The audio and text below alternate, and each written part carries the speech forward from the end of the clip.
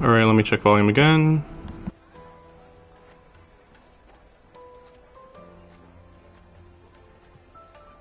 Come, taste my peaches. They're sweet as nectar. Alright, let's get out of here. Also, is that her saying that, considering it sounds like a little girl's voice? Just wondering, it sounds like a 5-year-old.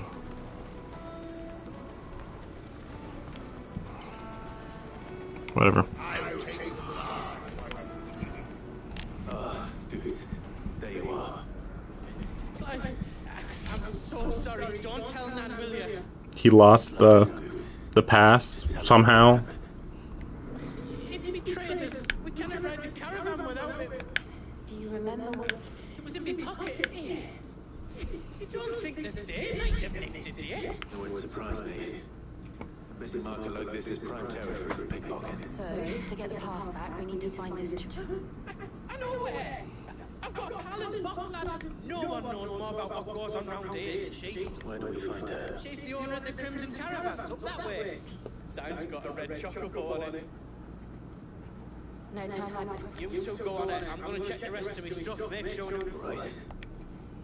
Freaking called it. Awful. Awful storytelling. This red chocobo. Also,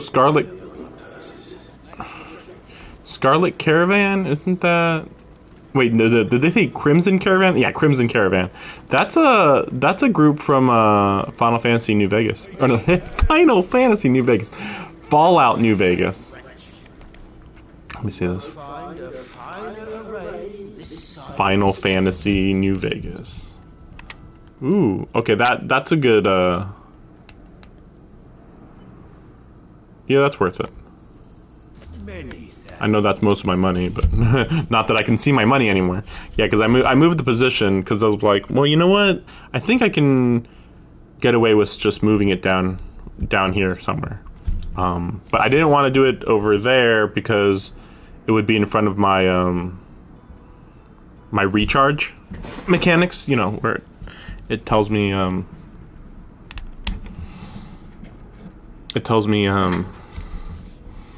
how long before my moves get recharged. Let's see. Yeah, might as well. Sure. Okay.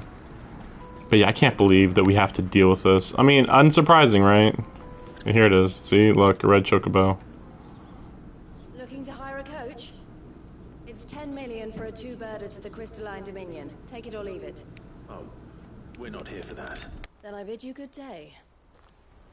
Oh, wait. Don't go, El. He's me mate. As I live and breathe. Goots, what are you doing back in Boklad?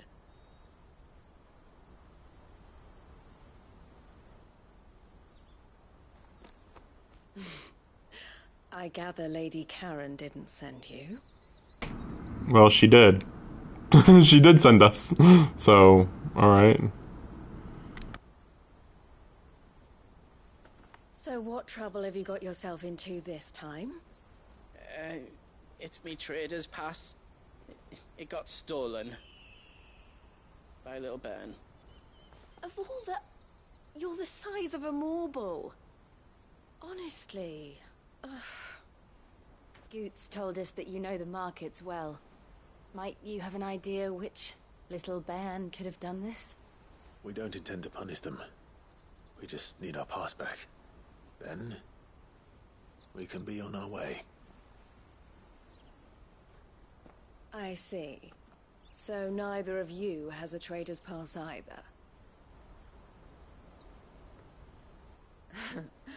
Not that anyone would take you for traders, but I suppose that's why you came to me, correct?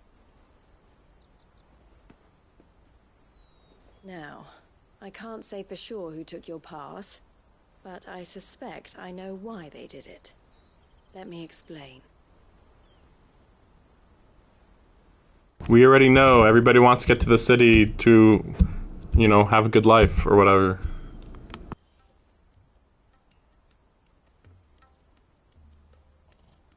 Ever since the Fist marched on the Dominion, the Republic has been clamping down on any commerce that might aid the Empire more than it does us. Which means traders' passes have gone from being merely a way of easing one's progress to being essential if one wishes to cross the border at all. And with demand outstripping supply, they've become a precious commodity, leading some to seek to acquire them by less than legitimate means. So the children are stealing passes to sell on the black market? Yes and no. Passes are inscribed with the names of their owners, and yet none of the victims' names have appeared on the register of those passing through the checkpoint.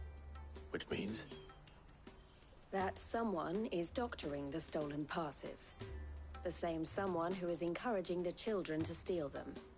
And the same someone who has Goots' pass, no doubt. Whoever they are, they're ruining the livelihoods of honest merchants, which is why we've decided to take a stand. Will you stand with us? You want to get your... And we catch whoever's behind it all.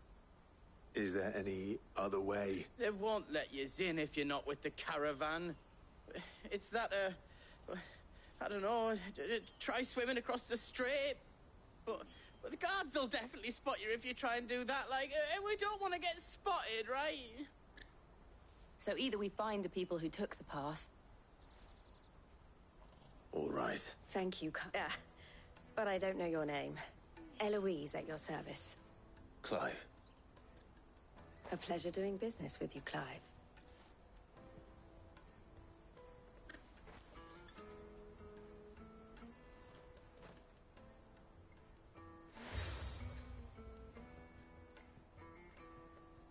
The proprietor of the furniture makers by the coach stop is spearheading the search. Wear that, and I suggest that you... The furniture. Like, I just, every single time this happens, I feel compelled to mention something along the lines of, this is going to be the power of friendship at the end of the game, of everybody trusts me, I can't let them down. And you know, and he's handing like he's holding like 50 proofs of trust that are just like freaking, what do you call them? Like badges or pins. He's just got a backpack with like 50 freaking pins on it. Oh man, they trust me so much. It's like, all right, power of friendship. Looking for something in particular? Ah, Eloise collared you too, eh? Then I expect you want to know more. She told me you were leading the hunt for the pickpockets. For one, that they're targeting the traders carrying the biggest packs. Harder to watch your back, see? And less chance of the mark giving chase if they're spotted. Not that they'd be likely to catch them. I would just like to mention that anytime this type of thing comes up, I find it incredibly hard to believe, because the funny thing about pickpocketing is that they will pick your pocket. But for the passes that they're talking about, I feel like they should either be around their neck or like in their breast pocket, or maybe in their cuff maybe, or something. Like, they should be somewhere easily accessible, but also in a place that like you would notice if it went missing, kind of thing. Even more so, I mean, I feel like the pass should be more like a ring, or yeah, maybe just a badge that you'd wear on your chest or something. Like, we're not like, is it just a card that was in his pocket? Like, really? Just seems like the most obvious thing to pickpocket ever. Those imps know every inch of this warren like the backs of their hands. Their eyes must have lit up when they saw Goots. The fishmonger round by the gate's been trying to track down the children involved. You should go and have a word with her. Thank you. We will.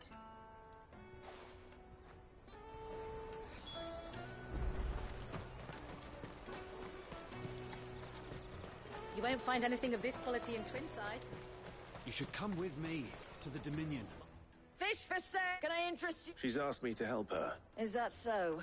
Suppose I better tell you what I know. For one, this isn't a family operation.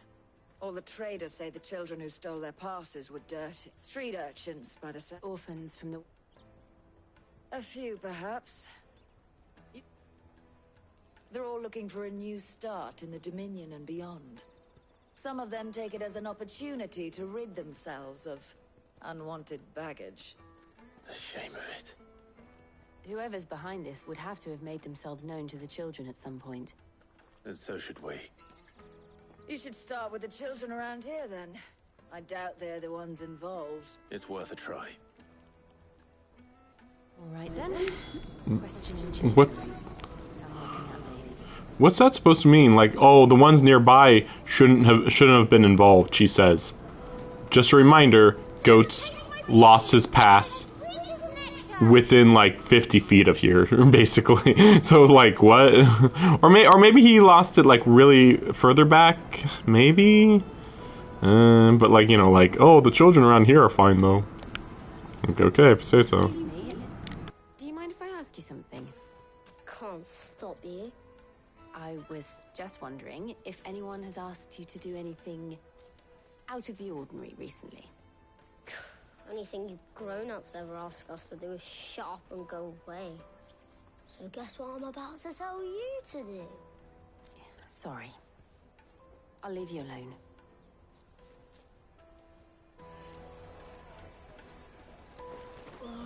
Just leave me alone. Is that our strategy? I mean, you could have just like asked him. I mean, we'll pay you for the information. Like, just leave me alone. Like, I mean, what's he doing? He's just sitting down doing nothing. It's not like he's just like, well, what's in it for me? That's it, isn't he? Like, he's gonna like grow up like 20 or 30 years down the line, and he's gonna be doing the exact same thing. He's just gonna be some guy sitting there going, leave me alone. I don't care what you want. That's it. You will never change, literally, for the next several decades. Do you have a moment? What do you want? What I want is to know who's asking children like you to pick pockets. I don't know. Nobody's asked me. What's picking pockets? Do you get paid for it? No, you get in trouble for it. So if they come calling, you know what to tell them.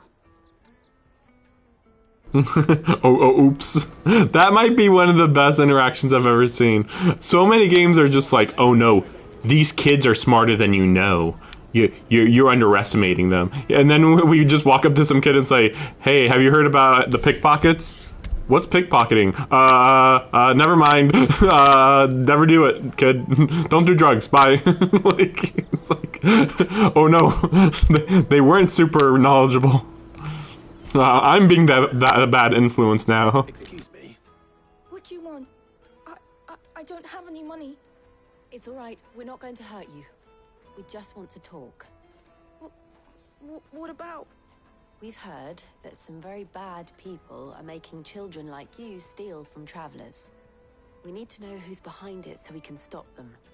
I don't know much about it, really. But my friend, Honza, he said he got a job. Doing something dangerous. Sounds promising. We need to find him and ask. Do you know where your friend might be? He's usually by the tents outside town. Thank you. You've been very helpful. Why aren't they giving them any money? Like, literally, here's $1, here's $2, here's $5. Like, money never really comes up with these guys. And it just feels really unnatural given past Final Fantasies. Like, there is a little bit of an economy to consider. Like, hey, anytime you deal with thieves, money comes involved. Here in this game, apparently the barter system's just super popular. Let's hope he's still nearby. I still can't believe that we can't see the crystal from here, but whatever. Clearly they're masking it.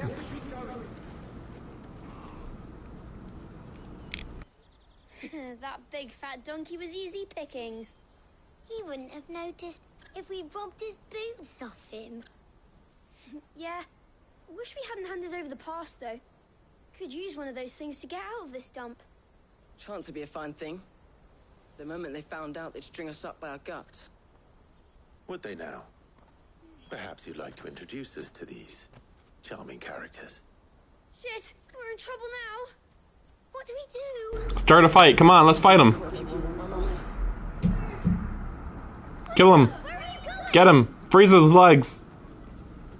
So that was Hunter, eh? Jill, you watch these two. I'm going after him. All right.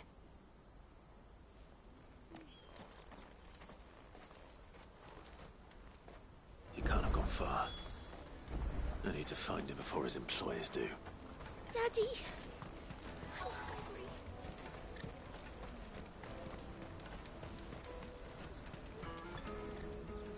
Did you see a boy run past? There was a boy ran back there towards the Chocobo pen. Thank you.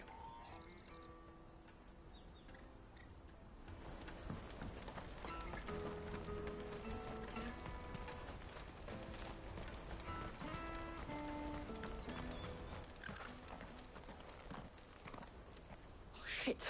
Cornered. It's all right, Hunter. I'm not going to hurt you. I just want to ask you some questions. Fine. Not like I've got a choice. I'm looking for the people who are making you steal for them. Who are they? Call themselves the Carstones. They said they'd give me good gill if I did what they told me. I knew they were bad, but bread doesn't come for free. Didn't come at all half the time, before I started buzzing for them. You know, if I didn't do it, they'd just pick on someone else. Someone they could push around easier. Hunter. You found him then? Jill. Where are the other two? Eloise is watching over them. She sent Goots and I to look for you. You're... him! I haven't got your pass anymore, if that's what you're after. I gave it to the Carstones. Whatever you do to me, I can't get it back. Not that I go against them anyway. If it weren't for their gill, me and my mates would have starved.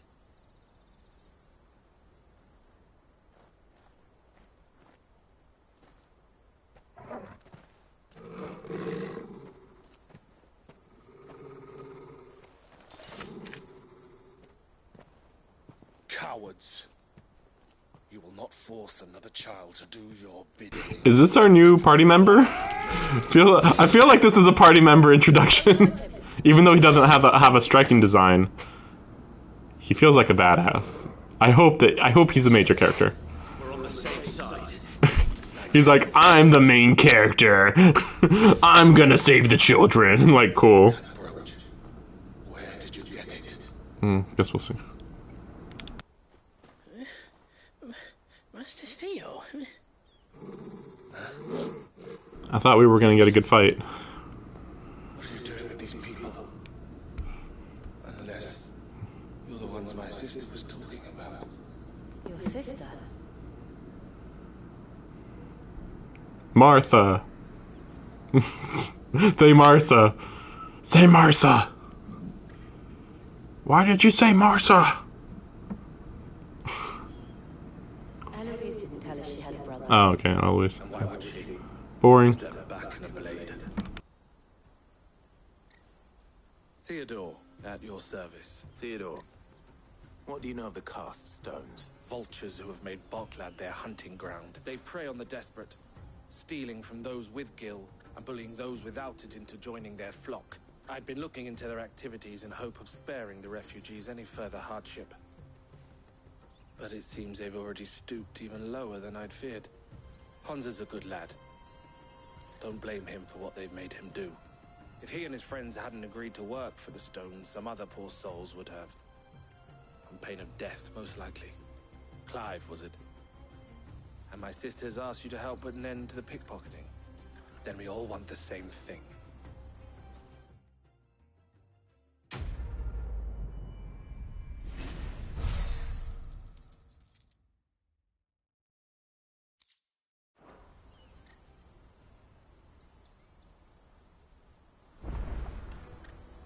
Oh, I'm sorry. where is it? So, What else? We find the Carstones and we crush them. You get your trader's pass back. all right then. All right then. Honza, where are they camped? Don't worry. They'll never know you told us. Couldn't if I wanted to. They always come to town to collect the passes. Meet us outside the gate. I tried following them once, but they spotted me halfway down the trail. Said they'd string me up. We'll try it this time. Which way were they going? Back down the road towards Lateney's Cleft. To Lateney's Cleft, then.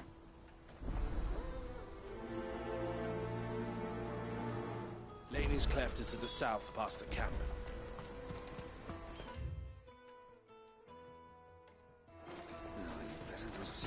Yeah, obviously. Time to backtrack.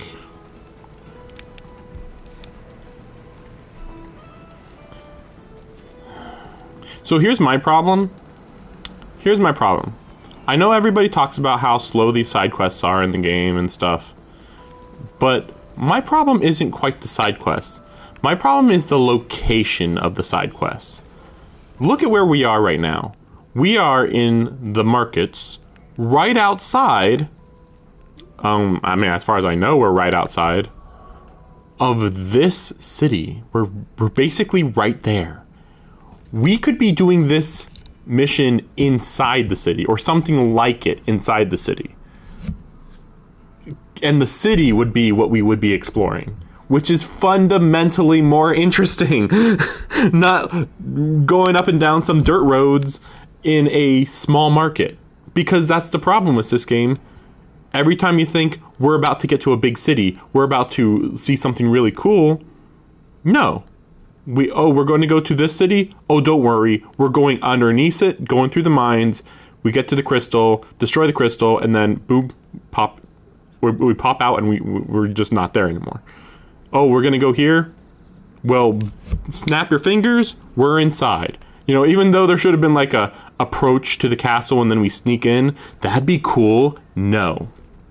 Like every aspect of we could have done something interesting on the way, they take it away from us, and instead we get bizarro travel stuff that is boring. It's like, well, we could sneak into there and that could be our travel, or we could walk down this road and talk to just some random people, and that's the way we travel to get to this location, you know? I mean, it's happened so many times already. It's so weird. I don't know why they did it this way. I mean, I assume it's just that they were like, oh, we don't want to do a city, but I mean, I'm trying to think. How many Final Fantasy games in recent memory in 3D have cities?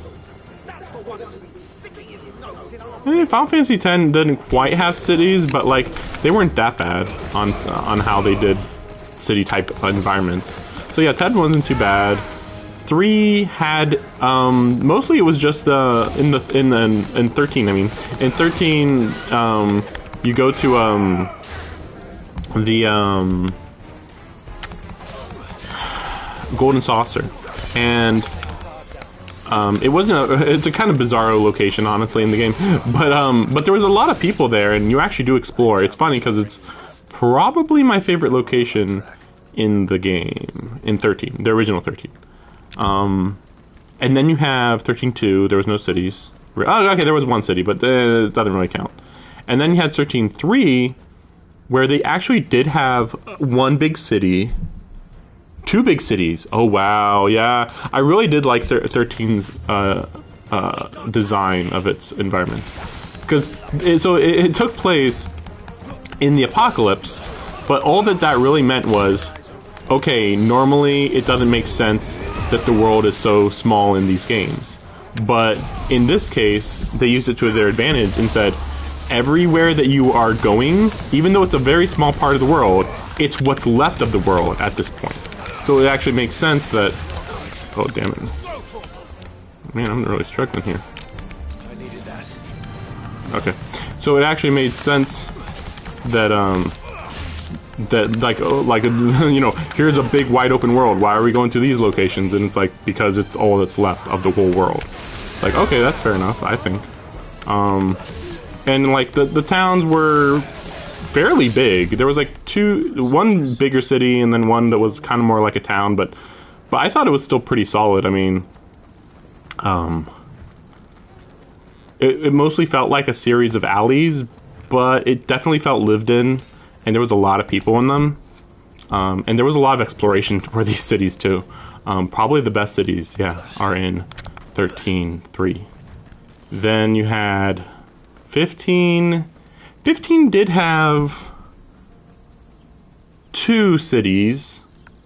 They were pretty limited, but yeah, that's true. Okay, well, one of them was mostly like a road and then a few alleys, and it was okay, but like, yeah, it was kind of portrayed as a medium-sized village anyway, so I don't know if I should really give it any credit. But then the bigger city, you really only stay in a really small part of it, but it still felt pretty good though. So 15 had an okay city type of thing. Very similar structure to 13 actually, on thinking about that. 12, oh yeah, you know what? 12 did have cities. They were done well. It wasn't extremely interesting, but yeah, they were done well. Yeah, so normally they don't shy away from doing cities. I guess they don't want things to look cheap in this game by having all these cities. We'll see. Maybe we will be able to explore this next city. It should be a very big location, or big story location. I mean, I doubt that the last city in the world is gonna be that explorable, since it's probably gonna be near the end of the game. I wasn't planning on showing them any. Time to kill him. He's like, I'm ready for revenge. I'm just like you, Clive. Like, okay. Why? I don't know. I just am.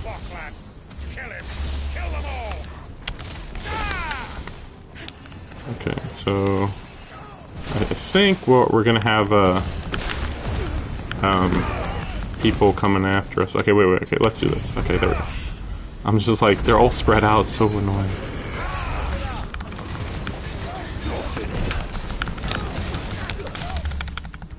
Come on. Yeah. Oh, darn it. Messed up, yeah. It's been a while. Only a few hours, but still, let's do the dog combos.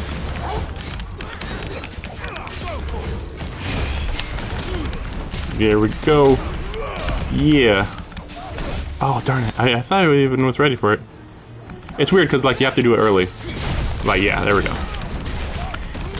Yeah, okay. Oh, what? Okay, I must have been off just by a little bit. Oh, darn it. I was supposed to block at the last second there.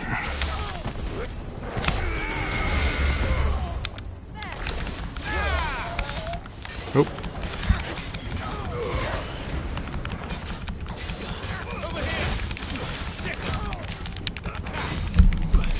Fun. Okay, this is a good warm-up here. It's not extremely in-depth or anything, but it's fine. Yeah. And it's nice getting a little bit more practice with blocking. Because, I'd been trying to block earlier and it was like, this isn't working. Am I missing something? And the answer was yes, I was missing something. Okay. I figured I just had to practice a little more.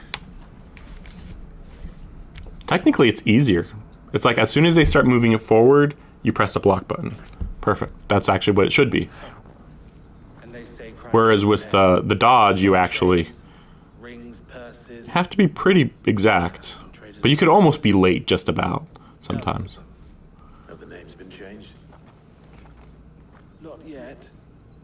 I recognize some of them. No doubt Goose's is somewhere among them. Now I just need to sort through it all and return everything to the people it was taken from. We should go and give Eloise the good news. Can we leave things here in your hands, Theodore? Of course. Oh, and, be sure to tell her of the part I played, won't you? We'll be glad to.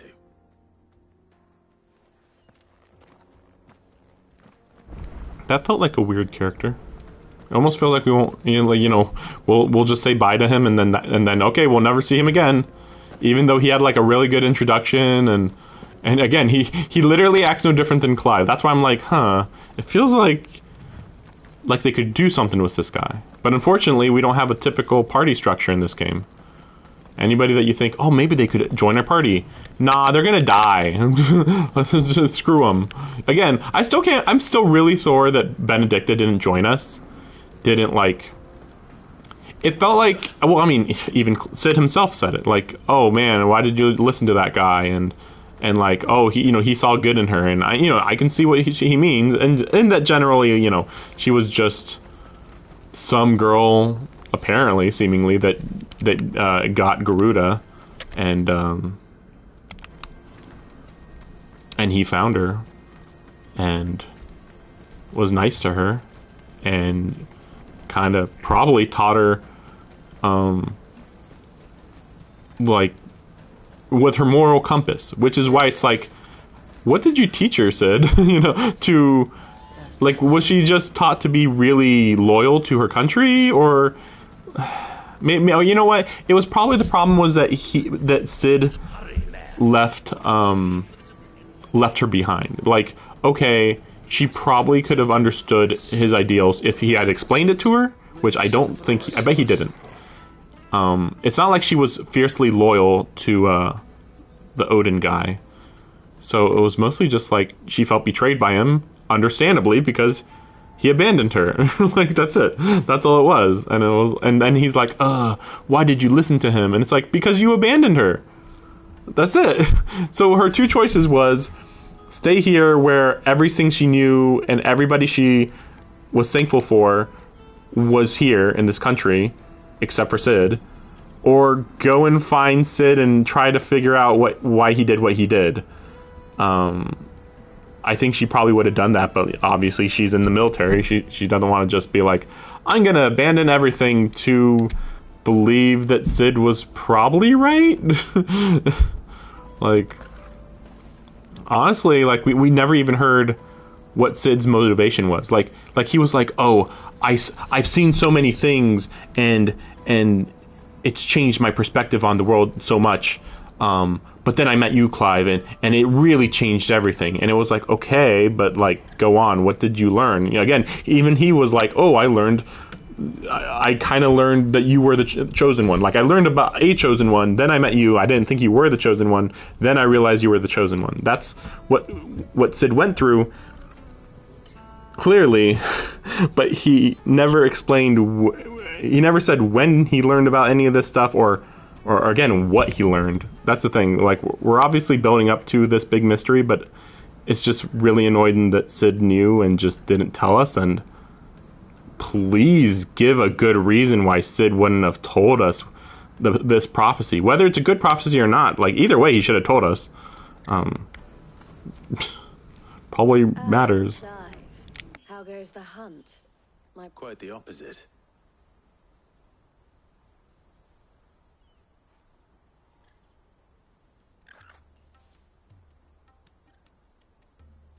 So it was the cast stones who were behind it all.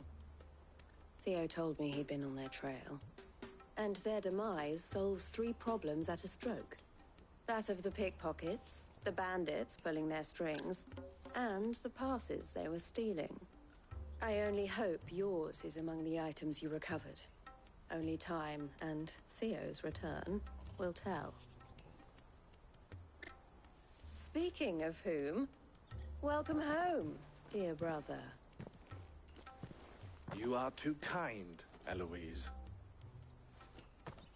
Here, Clive. Goods' pass. Ask him to keep a closer eye on it from now on, would you? I will. Thank you. El, I've asked our boys to carry the rest of the goods back. Can I count on your help in sorting through it all? Of course. I'll make some space in the storeroom. I expect you'll soon be on your way then. But it wouldn't do to leave without introducing yourself properly. Would it now? Cid. Don't look so shocked. We're on the same side. I don't understand.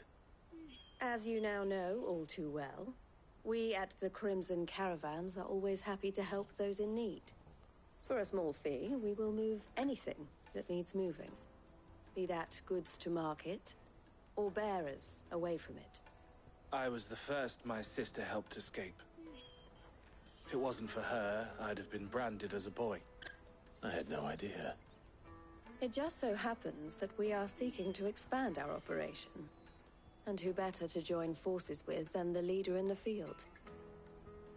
Wouldn't you agree, Theo? I would. It seems our purpose is the same in more ways than one. So what would you say to working together again? It would be our pleasure. And our honor. The honor is ours. Here, Clive. This is for you.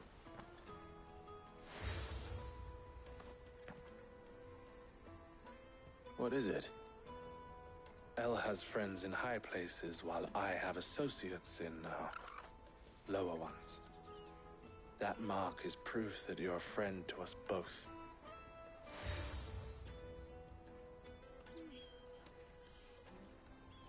I shall bear it with pride.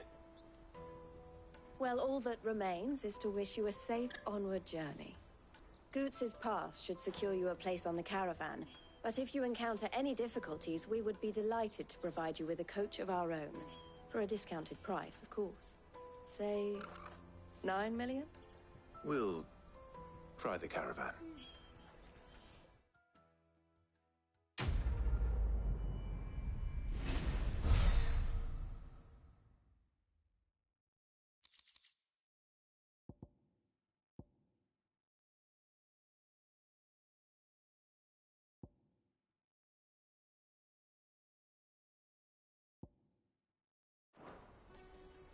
Right then. Let's get this back to Goots.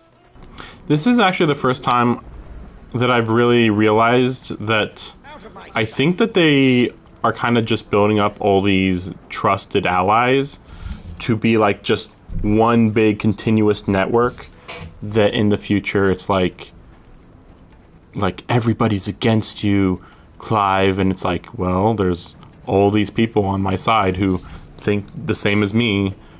So he's able to he has a really wide network. We're basically making a network of outlaws in this game. I'd be more interested, except that Clive doesn't really feel like an outlaw ever. I wish that he was more rougher, because he really is just a generic white knight. They make it seem like, ooh, he's rough around the corners, but it's like, no, not really. I mean, pretty shortly after Sid picked him up, he was no longer really a slave, and he had his freedom back. But I feel like we could have, funnily enough, I feel like Squall's a more interesting character. They're pretty similar in a lot of ways, in that they both kind of want to be knights who protect people. The difference is that Squall can't communicate, which makes it kind of funny, because it's like, he's a good guy.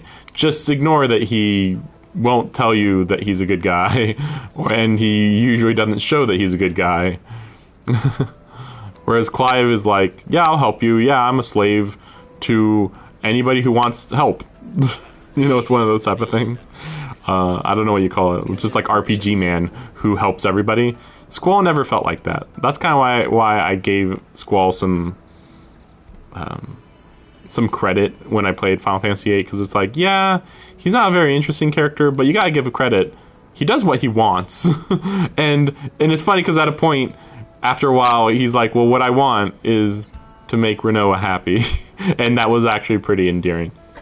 Whereas Clive is just like, I have to help everybody. I'm the perfect moral compass in the world. And I have to sacrifice my life for this better world because nobody else can achieve it. And it's like, okay, just, a little generically good guy. I'm not saying you need... Well, no, he should have a fault. Yeah, character flaws are real and should happen. It makes me think about Final Fantasy IX and how, what's his name? Oh no, how did I forget his name? I just keep thinking Titus, but it's like, no, that's not it. Well, Final Fantasy IX's main character, like, he is also, like, in a lot of ways, a knightly character who helps people, but at the same time, he's like, you know, every so often he'll do something greedy, and he'll be overly selfish at times. You know, he's a mischievous kid every so often, and you know that's kind of what's good about him. Yeah, I guess that's the issue. Yeah, the protagonists of 8, 9, and 10 are pretty immature, which is what makes their mature moments really stand out. Cloud, I don't want to go into Cloud. I don't like him very much at all. He's basically somebody who had no personality, and then he remembered his personality, and his personality was, I used to be a normal teenage kid who wanted to date the girl next door. It's like, wow, that's the story. It's fun. It's funny how normal it is, which is why I don't like hate him. It's just kind of weirdly in the middle for a main character.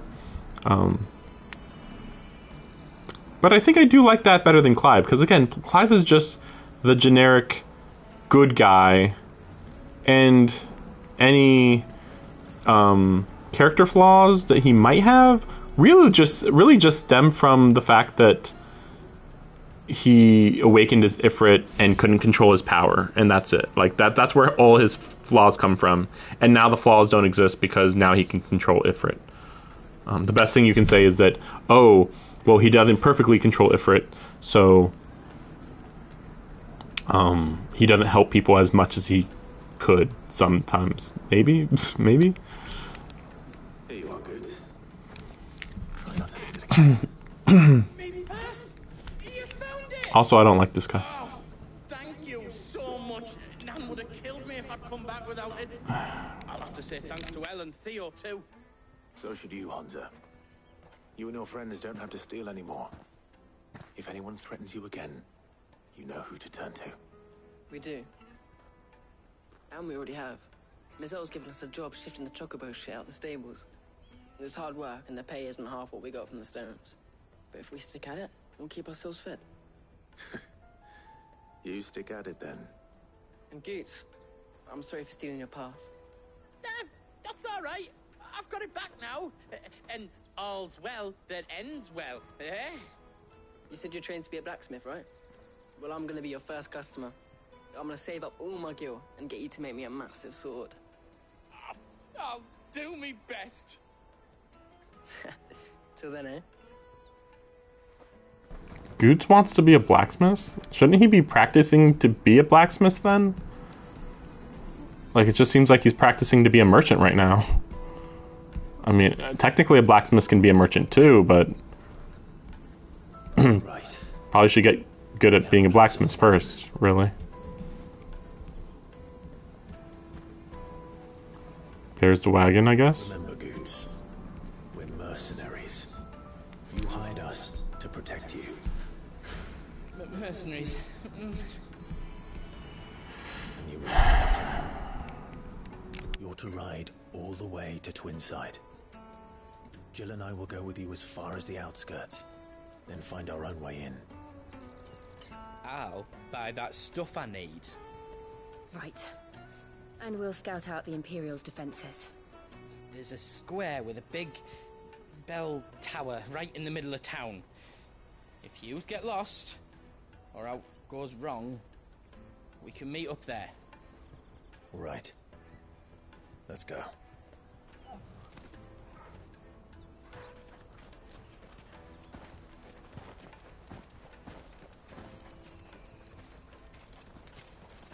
And then we're going to transition to the city because we don't want to see them approach the city because limitations, I guess. I don't know. Like, I can't believe that we didn't see this from freaking 10 miles away or wherever we were. We'll see how much of the city we'll see. I see.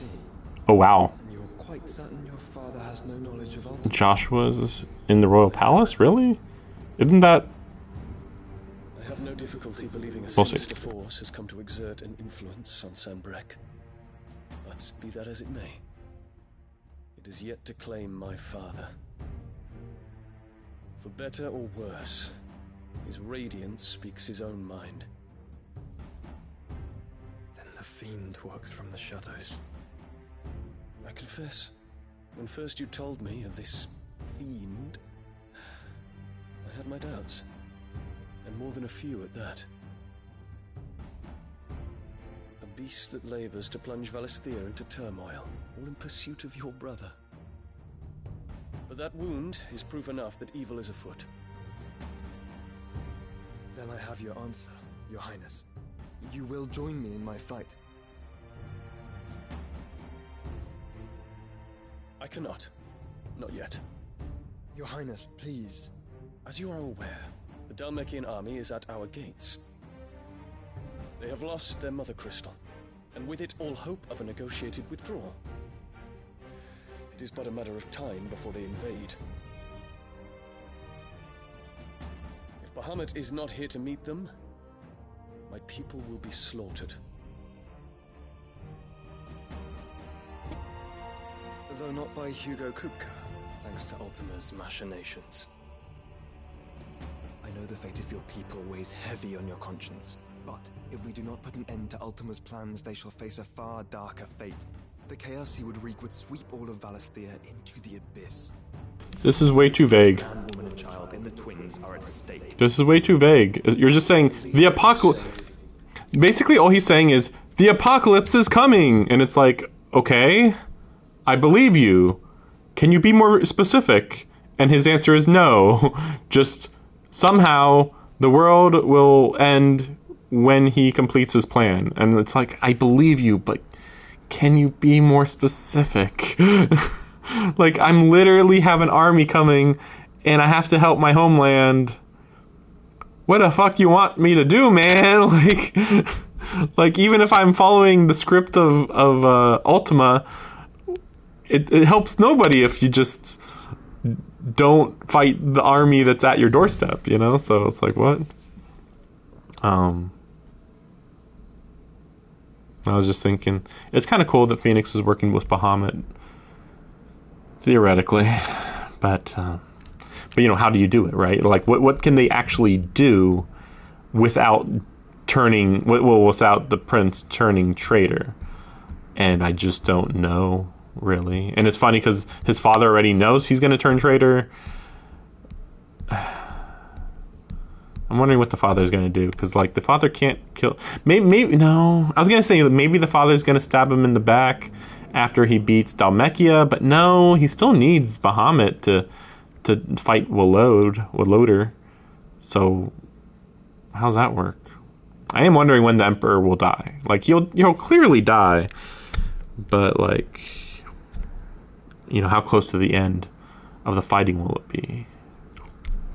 I do feel like Odin's going to do something really dramatic. I just can't figure out what, because I can't figure out what he knows.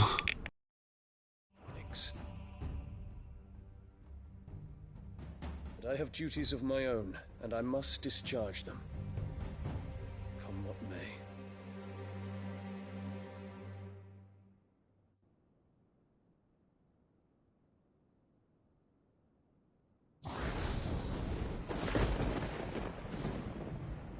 What do you know of my blood?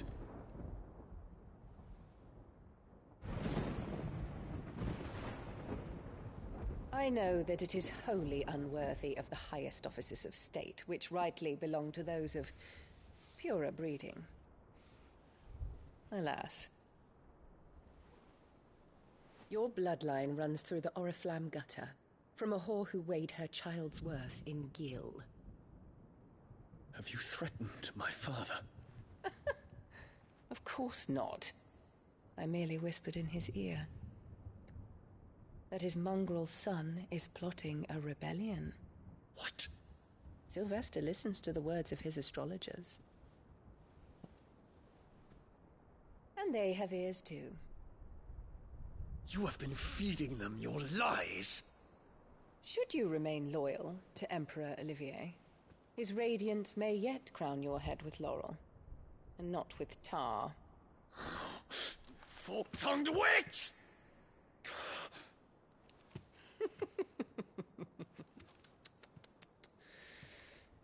In consideration of your long years of service to the Empire, I shall forgive this uncharacteristic rudeness.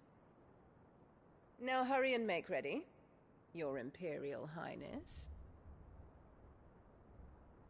Emperor Olivier expects much of you, Dion. Or should I say, of Bahamut. May your fire reduce his enemies to ash, till all of Valisthea bows to its rightful ruler.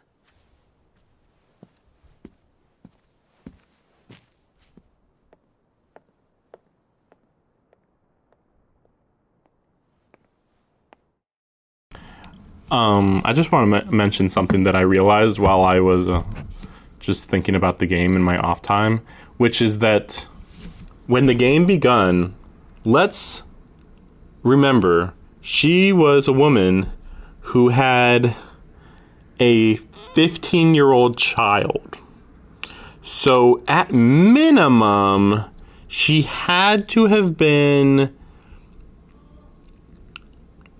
we'll say 17 when she had Clive. So when Clive was 15, she'd be 32.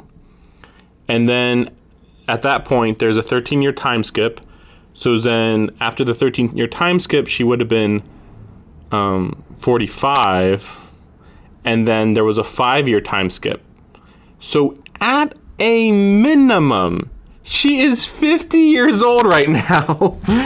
At a minimum. Which I just realized, oh man, she must have gotten lucky having that child. Because, I mean, it depends on the woman, but she must have barely had that kid before menopause set in. Because menopause happens early 40s, I think. And that kid is 8-ish years old. I mean, he could be 12, I guess. I feel like he's 8, though. I'll say he's 8. So she would have been like 42 when she had the kid. So I wish that came up, actually. Like, you're lucky you had that kid. You were an old wench when His Majesty took you. And it's like, that's kind of weird. Like, remember, the Emperor could have had a freaking 20-year-old girl, but instead he picks her. Like, okay, fine. She's a good manipulator or whatever. I'm still confused though, because like this prince must still be like a bastard kid though. Like he must still be related to the king, you would think, because presumably Bahamut's bloodline is only royalty. She makes it seem like you're just gutter garbage, whatever. But like, well, going by some of these countries, the dominant stays in royal lines. Though perhaps it's possible that he could have came from a royal line from decades and decades or hundreds of years ago, where a different king had sex with some low-born person, and then they kept having kids over time, and eventually he became Bahamut's dominant because the primary royal line didn't have a kid when the dominant needed to be reincarnated. That's my best guess. But yeah, I don't know what her plan is, because she's like, we're going to become the emperor of the world, haha, hee. And it's like, well, are you? I mean, it doesn't seem like you have a really good plan. You're just like playing politics in war times. And it's like, yeah, I mean, like, well, yeah, the prince even mentioned, like, this is the woman who slit the throat of her former husband over nothing. Like, it's not like he like, it's not like the Rosaria king betrayed her or was treating her badly or anything. She just killed him because she was like, I think that if I kill him, I could probably seduce the emperor into marrying me as a 32-year-old. And I guess, I mean, I won't say it's impossible, just that, you know, if you say so. Just like, okay, if you say so. I mean, I won't. It's just like, I guess she thinks very highly of herself, I suppose, is all. But yeah, she's like, hee, I'm evil. Just weirdly generic. Look at the symbolism. I can't believe it. Anyway. Basically, the emperor, the new emperor kid. There is another darkness. It's represented that the new emperor kid is careless with the fate of the empire, whereas the old emperor carefully treated the flower delicately because he wanted his empire to prosper, and then she just wants to pretty much destroy the empire for nothing. Like, you know, like her ambitions are so vague but just also straightforward. Like, I want to rule the world, but like I could see her betraying the empire for Woloder. So it's just like so weird that people would trust her.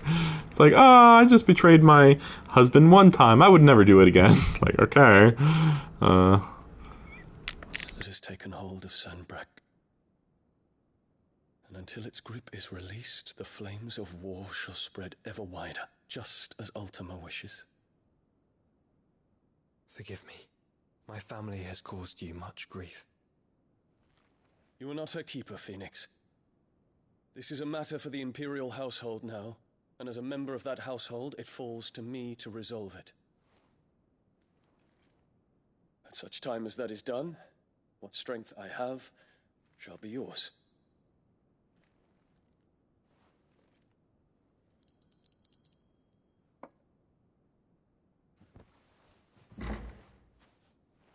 Thank you, Your Highness.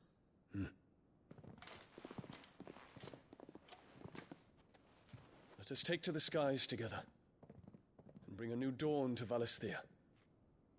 I should like nothing more. So how is he gonna sneak out of there without anybody knowing that he was there? That's my question. That's why I was like shocked. Like, really? He's in the royal palace? Isn't that dangerous? Since he's technically a renegade king from a different land, technically. My prince, tell me true. Do you believe what I'm about to do is wrong? We dragoons have but one leader, Your Highness. And we shall follow him unto the very end. Thank you. We Lancers all follow the gay king. For their crimes against the crown, the traitorous Annabella and her usurping son shall be put to death, and the Empire restored. Well, I said it before that he'd have to betray them. I mean, I said it before, like, what can you do other than that, right? And, so yeah, he's just straight up... I think we're gonna be getting a Game of Thrones scene right here, alright? I hope it's thought out. Oh yeah, and we never came here. Maybe we will later. After the next time skip, whenever that is. So we're gonna do Game of Thrones here, and then Odin shows up and destroys the crystal, maybe? I mean, because Odin does want to destroy the crystal, you would think. I would assume that destroying the crystals strengthens or heralds the coming of Ultima. I don't know why, but I just assume so.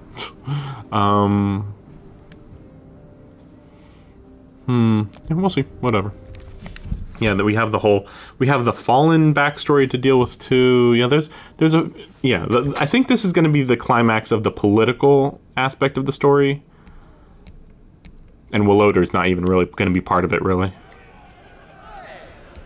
it's just going to be the Empire kind of just kills itself, maybe, however it turns out, and then Woloder's like, well, I guess we win by default because everybody else killed themselves. and then he's allied with Ultima. So They turn to drink to forget their fears. Anything you want to forget?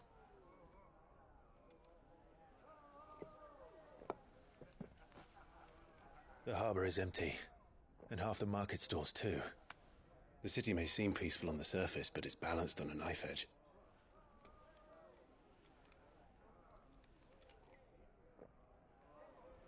Were we to give it a nudge, it might be just the distraction we need to reach the Mother Crystal. I thought you might say that. We should send for Gav. We'll need someone to keep the fires we start from going out. And we can busy ourselves scheming until he gets here. I'll send a Stolas then.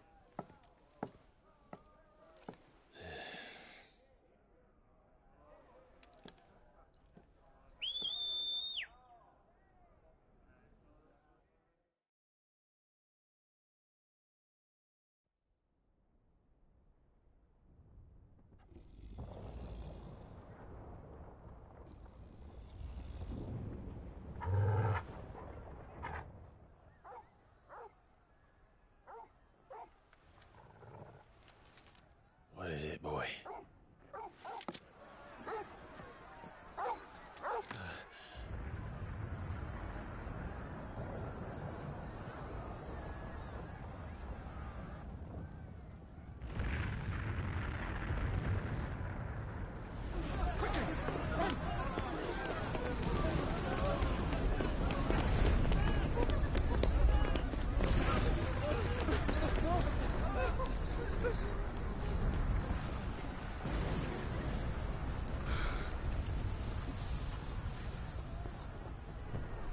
she represents the innocence of the world. What's happening? I don't know. Torgal!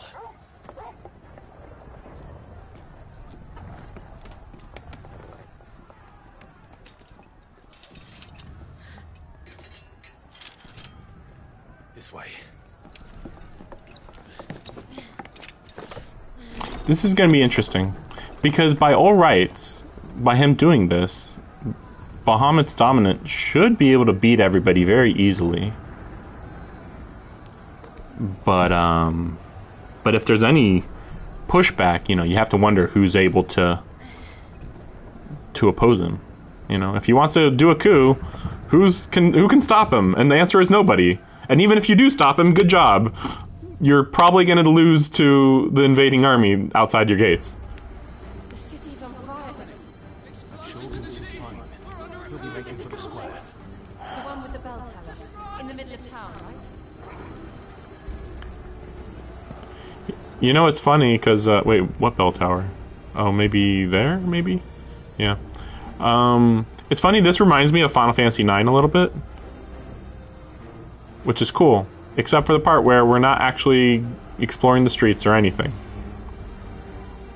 Yeah, this would have been a nice place to explore. It's so weird how rushed they get at times. Like I said earlier, just like, hey, we could have explored the city. But I guess not. Because it was much more interesting to explore the... To explore the market outside of the city. Yep, we're gonna be fighting a lot of dragoons here. This is definitely gonna be a pretty big turning point in the game. I mean, come on, Bahamut's gonna die, and if Bahamut doesn't die, wow, I will applaud. But fuck off, like everybody's dying in this game. Let's go and see. I mean, Joshua's fated to die for sure. It would be funny though if he survived, but I will be shocked if anybody is alive by the end. It's just like we sacrificed everything for a better future, and it's like cool, but like, I don't feel the tragedy, because I feel like that's been the mood of the entire series all along, or the entire game. I mean.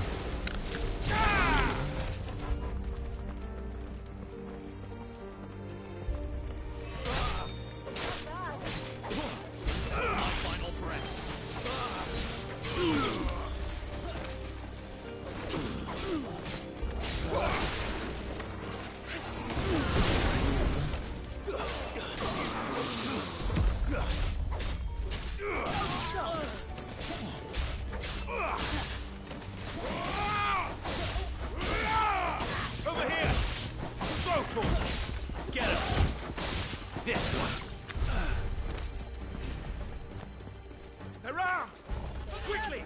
Cut them down!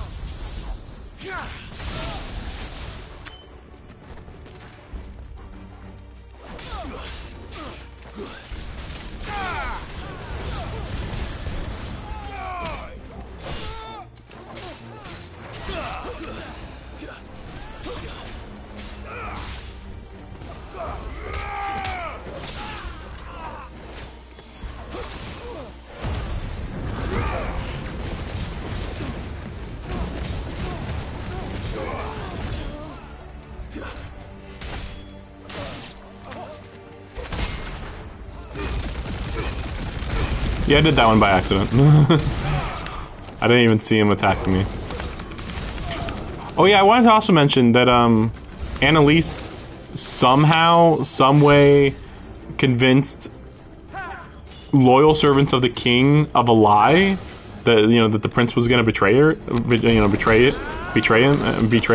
It's like really weird. It's like, wait, really? Why would they believe her? Like, isn't that like really dangerous to be like, yeah, we're gonna take her side? Like, why? She's not even like. It's clear that she was just like trying to do a power grab, and they were like, yeah, we're gonna side with you. Why? What possible good reason would there be? Like, what, they don't believe in the king? It would be funny though if you heard like, oh, they actually sided with her because they knew he was gay and they're against gays. I actually would be fine with it. Like, if they're homophobic and that was the reason why they like kind of basically betrayed their country, it's like, oh yeah, actually, yeah, I believe it.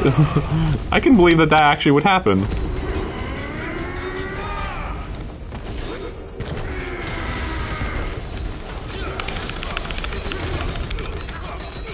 But yeah, I bet nothing that thought out's gonna happen. Yeah, this is what I'm talking about. Like, yeah, so you just kind of spam abilities and okay, you won. Although I have seen some other people be like, oh, actually, there is some pretty crazy combos you can do, but it's like, it doesn't feel quite right the way they do combos in the game. Dang, just trying to go for a dodge there. God. Yeah, really messing up there.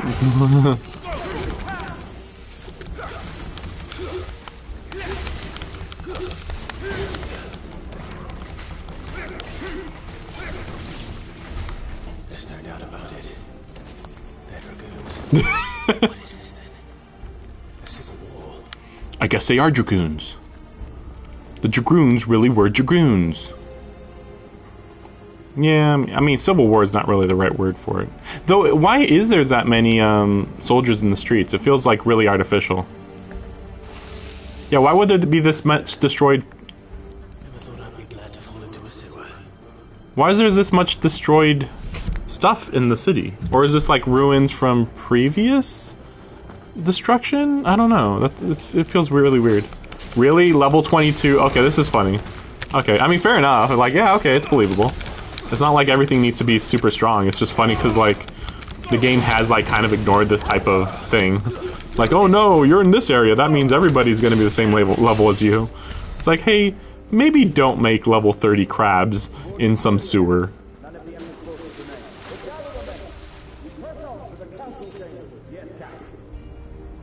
Like, don't get me wrong, I understand that the Emperor would have, yeah, I understand the Emperor would have his forces, but, like, I just don't believe there'd be that many of them.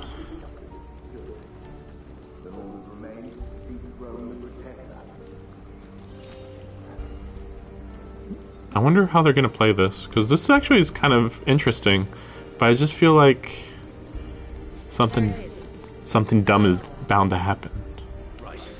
I mean, for one, Clive shouldn't be getting in the middle of this. Clive, what are you doing? There is literally no reason to step in here. Like, none at all. Like, there's a major thing going on, and you're about to probably make the situation worse. You don't know what's going on, like... Or no, who knows? Yeah, maybe... No goods left. I don't know. I was gonna say, maybe he actually thinks that, that he could help a situation that he doesn't really understand. So I don't know. Yeah, look at all these people he's killing. It's just like so weird. It's like, hey, Yeah. Oh, well, then I was gonna say for a second. Actually, he is fighting on the wrong side, but then but then it's like, it's hard to say because, like, technically, regardless of who would win this coup, they are still gonna fight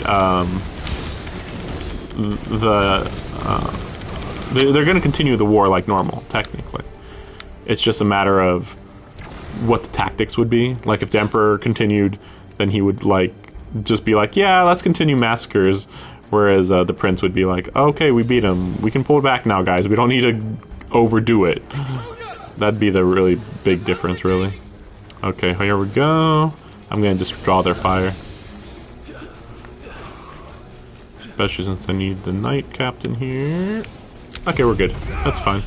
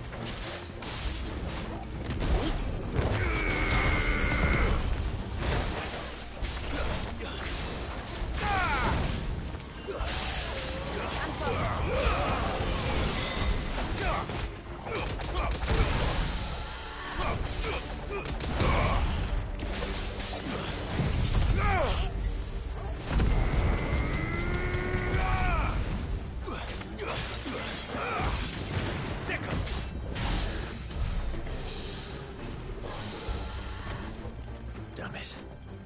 We'll have to find a way around.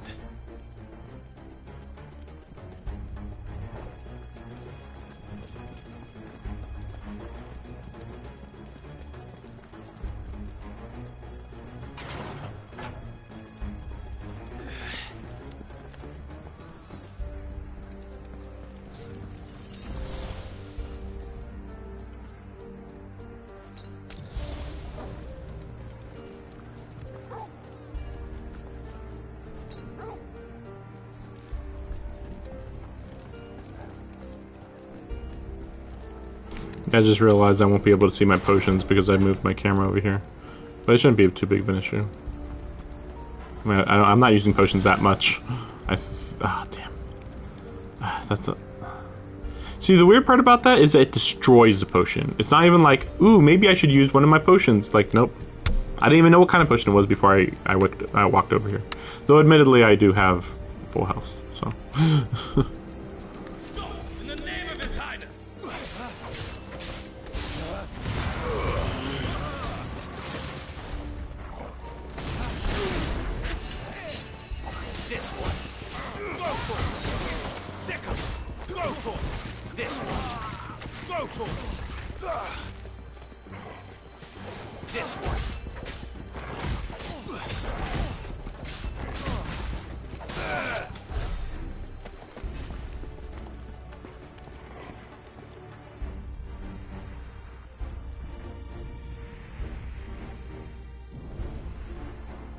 Hold on, kids. We're coming.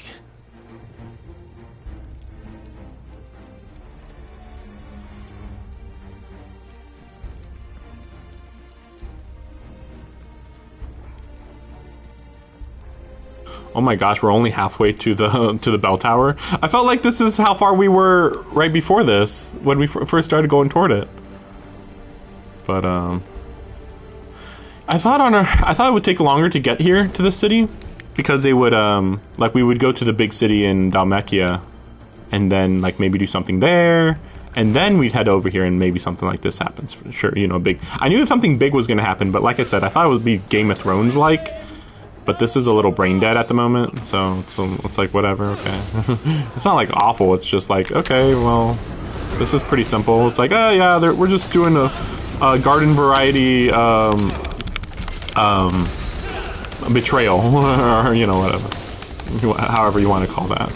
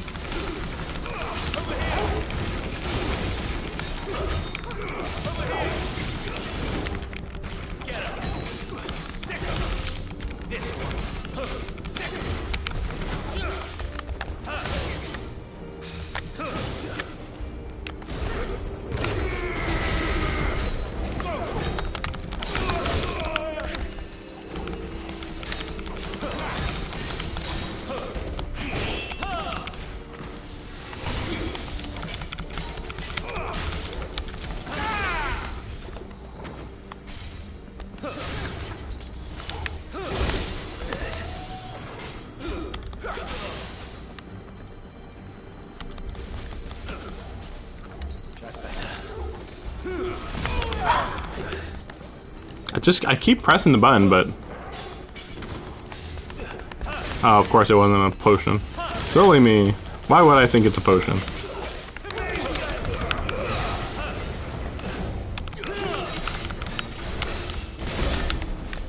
Oh, wrong one.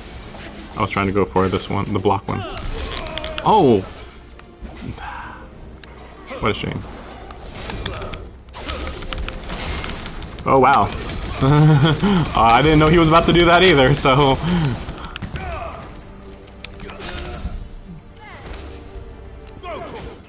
Dog finish. Dog finish. Okay. Imperial Link. So... I think it's this direction? Wait, no. No, it's... Wait, where is it, actually? Yeah, okay. I'm like, yeah, wait a second. Because, yeah, it's weird how we're... So, wait, are we... Oh? Really? This is way too central of a location. Oh my gosh. Like, okay, boss fight, then we walk through those doors, and then we get to the bell tower, I guess? Like, this seems like an excessive... Like, you know, like, it didn't seem like the bell tower was supposed to be a hard location to get to. But instead, it almost feels like because they set the bell tower as a location, it's like the focus of the fighting, basically. Because the bell tower, while not that close to the capital, is like one of the most prominent locations in the city to defend or just, you know, for overseeing the whole coup. So it's a little weird.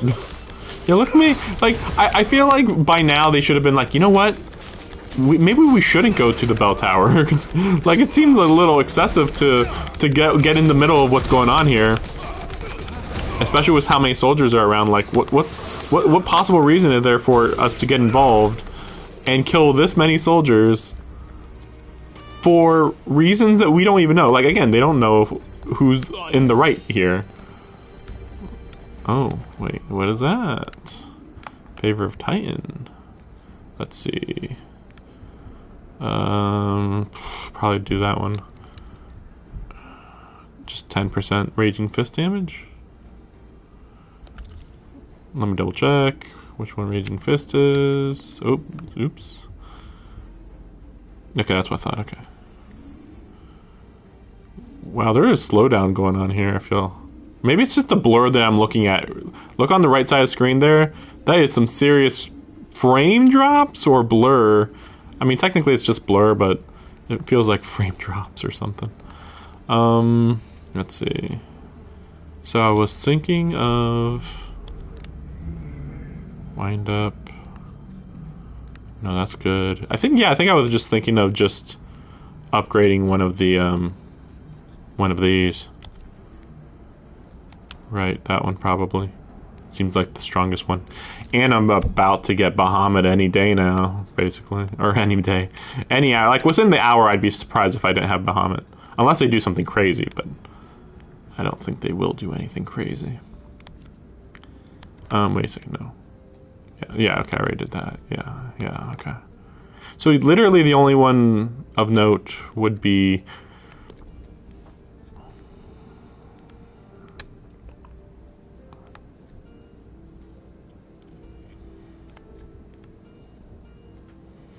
It's weird that Power Drive is that good. I feel like this one should be way better, but, like, it's not, so...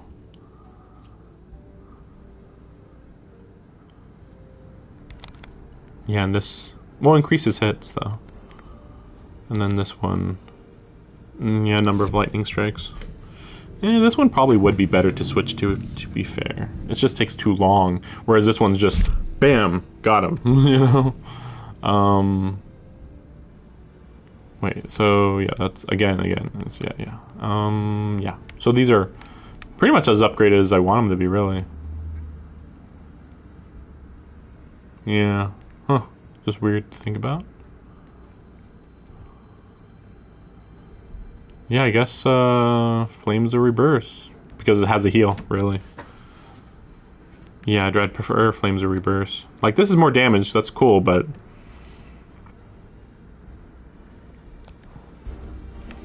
Maybe more hits means more heals, maybe. I hope this isn't going to be a big suit of armor. I can't think of what else. I mean, a Dragoon? No, we've already fought a lot of dragons and Dragoons. I guess it could be a dragon, though. I just can't imagine what kind of dragon would be special. No, don't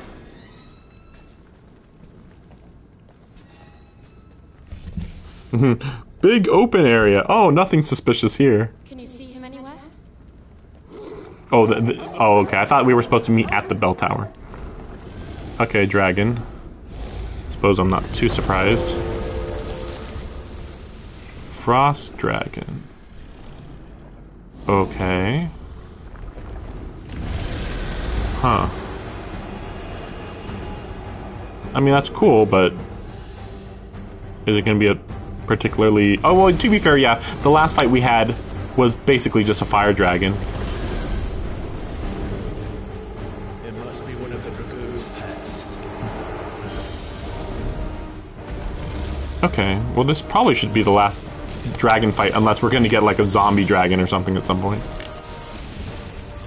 Nice try.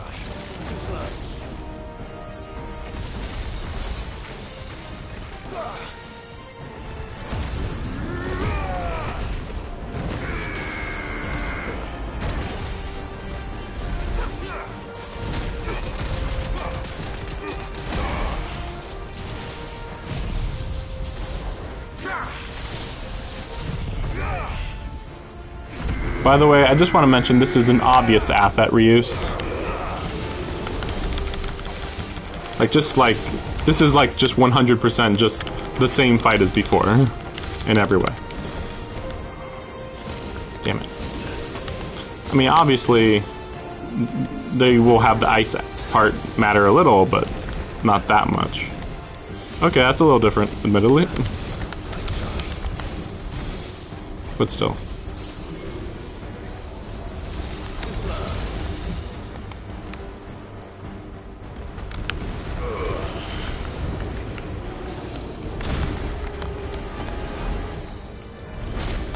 Damn it.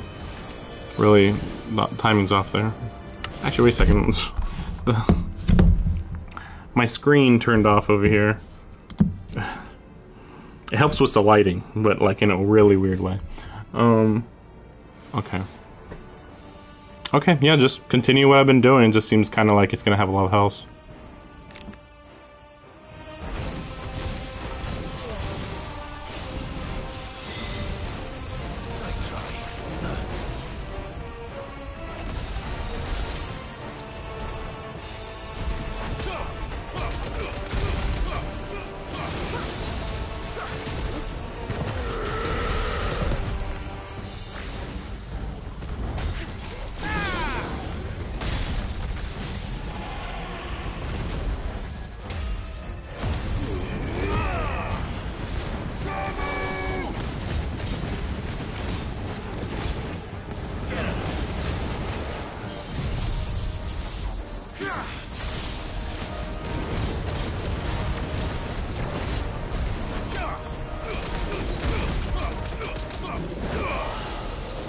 I think it has something in store for us. Get ready to move.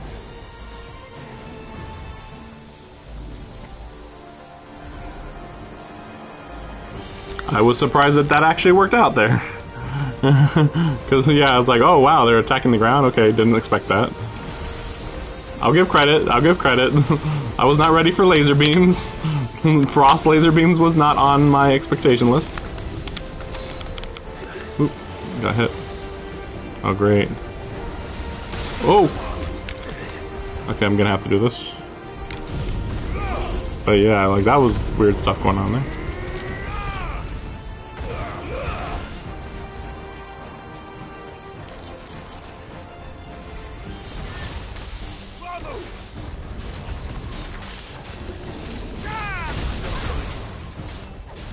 I needed that.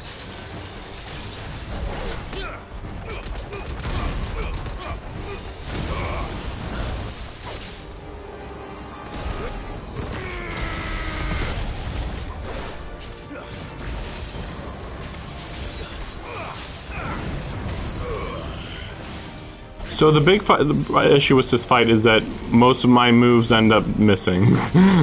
That's the difficulty. So yeah, what's going on here? Okay, I thought I just happened to be in the line. Because I thought it was going to create like an upward beam kind of thing.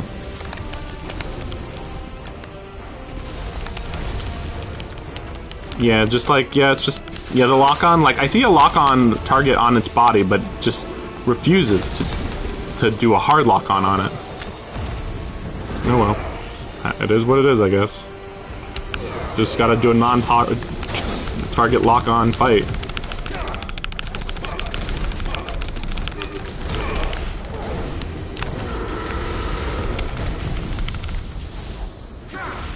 Yeah, pretty much the same fight as before, basically. I know, again, like, my timing is not the best, but like I said, just using abilities mindlessly is weirdly very, very effective in this game, so whatever.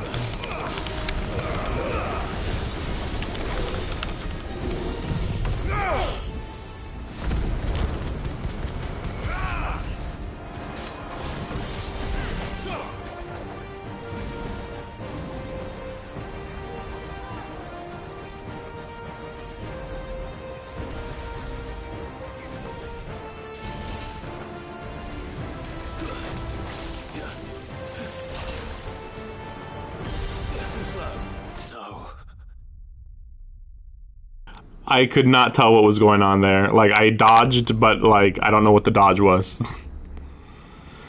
Boring. Like, some parts of it are a fun fight, but, like, oh, wow. I wonder why, whatever. Yeah, the problem is lock-on. It's typical dragon crap. But it's weird because, no, okay. I was gonna say, it's weird because it wasn't a problem the first time I did the dragon fight. But, I think it's because of the abilities I have. Just as... I did a dodge. But yeah, last time I did the dragon fight, I had very different abilities. So, it is what it is, I suppose. Though I don't remember, again, I don't remember, like, missing with many of my abilities at all. Even the Phoenix abilities, but whereas, like, yeah, I'm missing some basic Phoenix abilities. Yeah, you know what? I think I did miss with the Garuda claws quite a bit. So I'm probably just, like, playing that down, probably. I pressed dodge. Alright. Okay, I'll hold back. For the stagger. Oop, crap.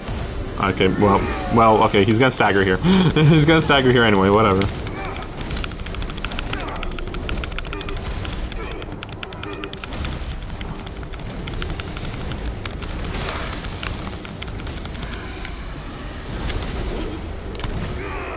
Okay, well that fucked up really hard for some reason. I don't know what I did wrong there.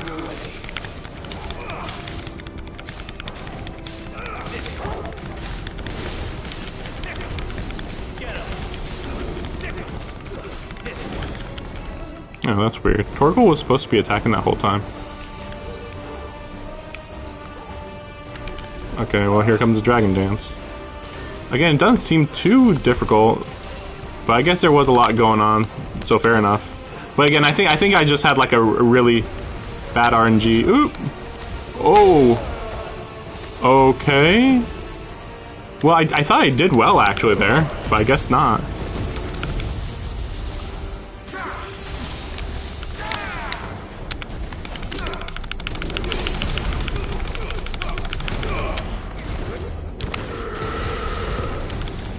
Yeah, see, every time I do that Titan Punch, I'm like, yeah, that's worth doing damage ASAP.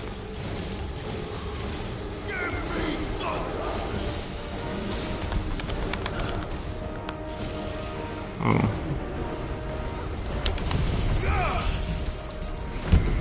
So let's see how he does there. Ah, darn it. Wait, did he just do a 9999 heal? I think that's what I saw. Darn it. Dang it. Yeah, he feels slow so many times. Okay, let's try this. Damn it. No. Nope, he's not gonna work that way.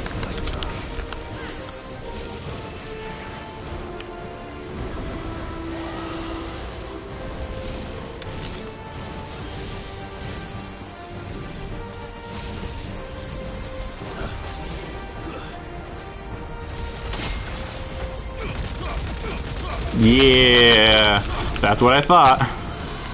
Oh, okay, he's over. It's over. It's over. Oh man, I was like, you know, I can see him coming. So like, it's not even like a precise timing type of thing. It's just a matter of just do it kind of thing. It's over. Yeah, it's just like he's coming. I can always dodge him, but because of his AoE as he's coming charging at me, my dodge is always like, yeah, you barely sort of dodged him. But yeah, like I was like, you know what? I bet I could just do a block, and why not block with the ability? You know, I mean, might as well. That was really cool. Too bad I couldn't see shit because, yeah, they don't zoom out. I'm fine. I'm the comic relief. I would never die. But yeah, I wish that they would zoom out really far. Like they zoom out really far when you're Ifrit. But for basically the same fight, or even for a fight that you like, I mean, Ifrit's still fighting enemies that are basically the same size as him, whereas Clive just fought something that was 20 times bigger, and they're like, nah, you don't need to have the camera zoomed way out for that fight though. It's like, come on. All right, let's get out of here. Oh! What now? Is that Mother Crystal's heart? What the hell is it doing up there?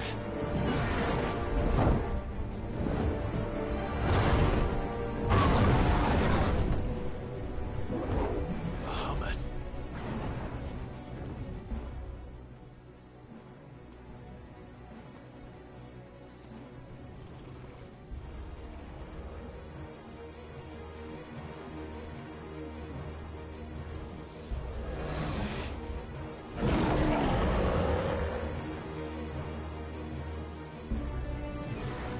Yeah, I think he's out of control for some reason.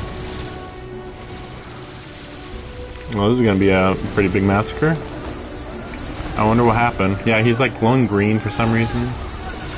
Very odd.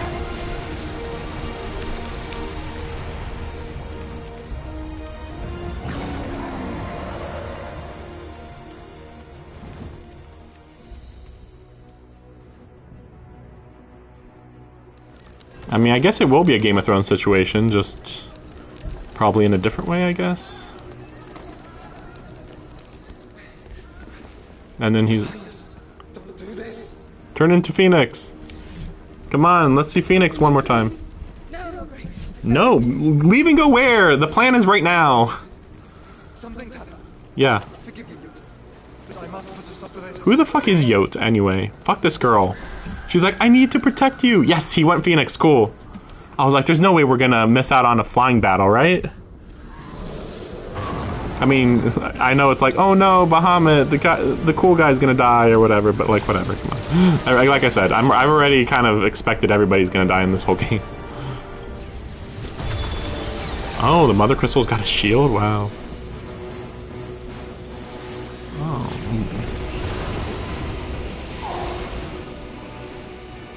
What the heck is going on?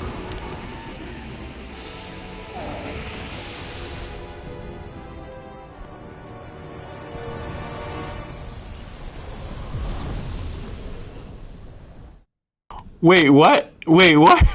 Wait, I feel like I wasn't paying attention. Like, wait, what? So... Yeah, for a second I was like, wait, the crystal went inside of him? No, but the crystal would... The larger crystal wouldn't do that unless it got actually destroyed. That was really sudden. But it's weird because it was shielded, clearly. So... Oh, it moved? They moved it? Okay. Weird, but alright. Can't wait to hear the explanation on this one. It's to protect the emperors, whatever.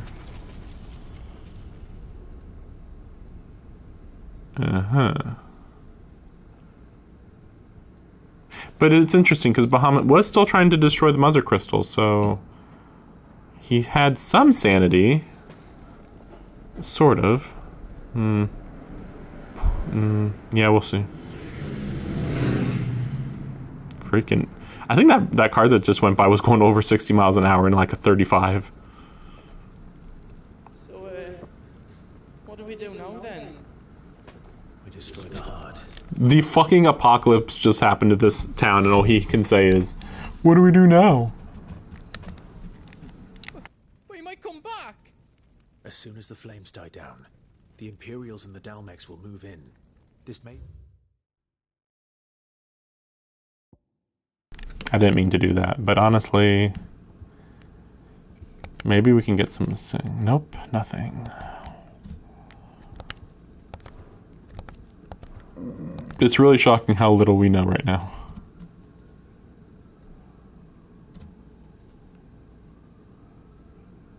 Yep. Your only chance. And Bahamut has gone for now. You should get as far away as you can, Goots.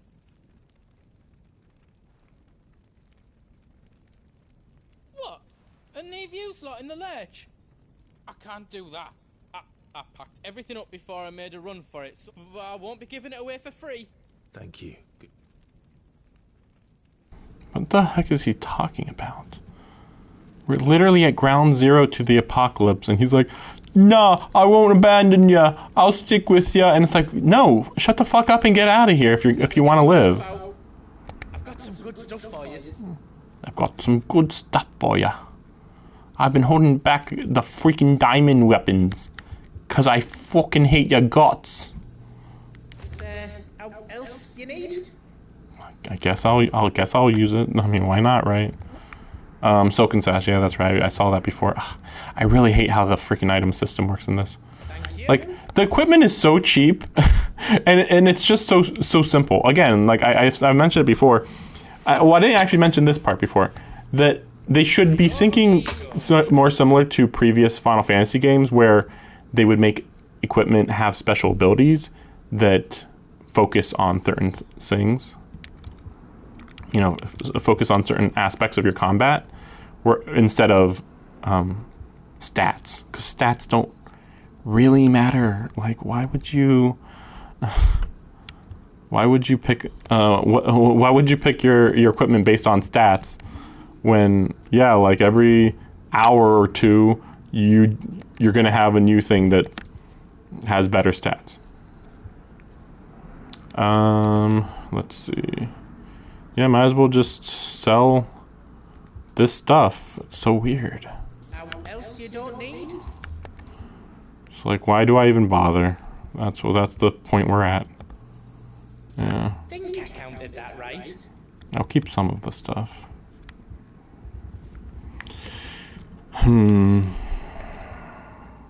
Right, so yeah, is there anything that I'm never gonna use? Like, for sure. Not really. I mean, presumably some of this stuff will be useful in New Game Plus. Not that I plan to do New Game Plus, but who knows, maybe I'll be like, yeah, in New Game Plus I'll just do all the missions or something. Maybe. All the side quests, I should say. Okay, so just checking. I was wondering how much money I have. Maybe I should increase my gil amount to get all the freaking music in the game. That's the only reason. Would even be worth it.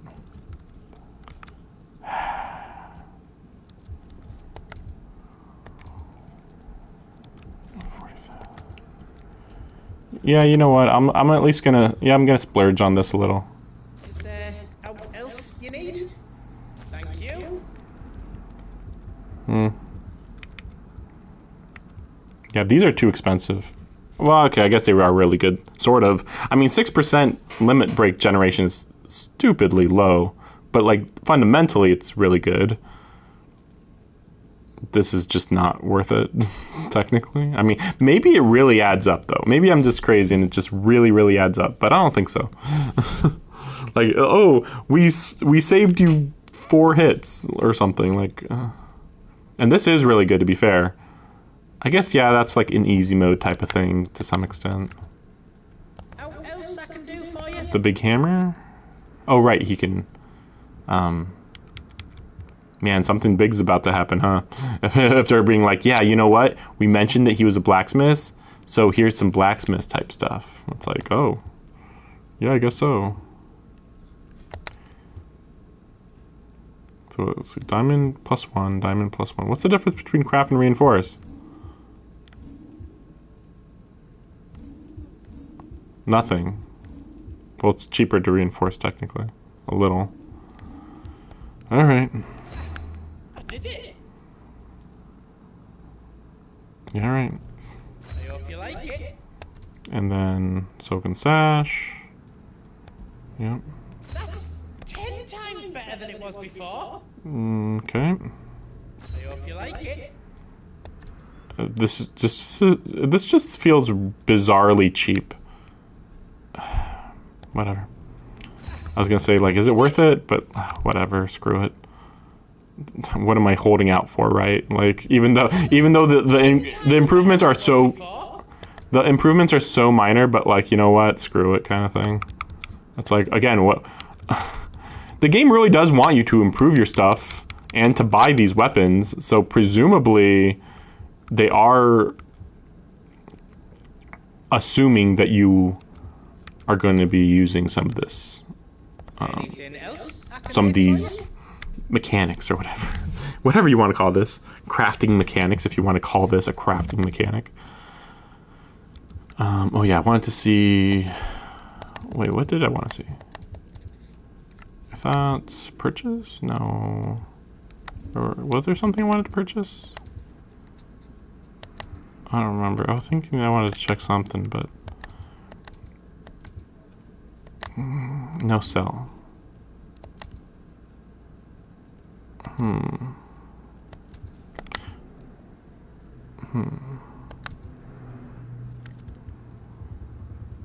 Yeah, what was I thinking? I'm really struggling to remember.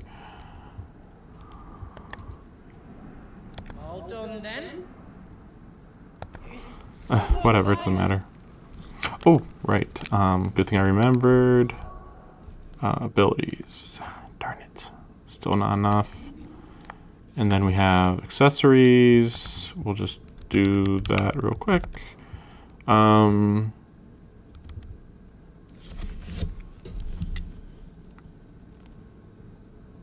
Yeah, I mean, I kind of have to keep these, huh? Diamond weapon. It's just straight up better. Oh yeah, we can look at diamond weapon real quick. It looks like a generic broadsword. That was not actually what I was expecting. Maybe it's blue, I guess, maybe. And it's just dark, but... You be brave now, boy. clearly this is gonna be a big thing that's about to happen. Huh.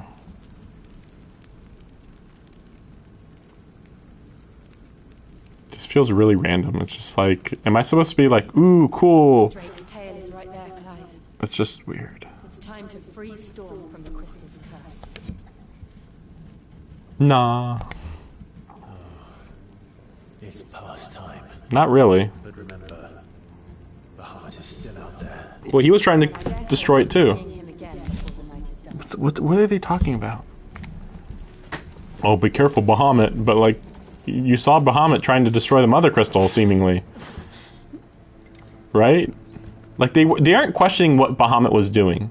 Even though Bahamut destroyed half the city, and then also tried to destroy the Mother Crystal, which is two, like, conflicting things.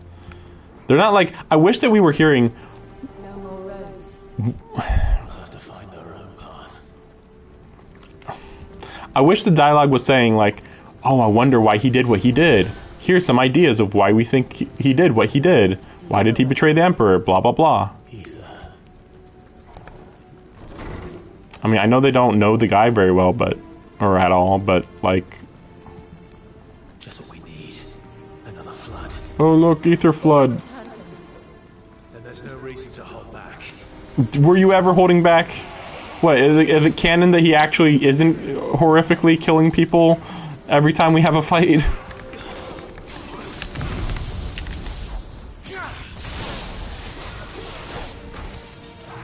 Let's try.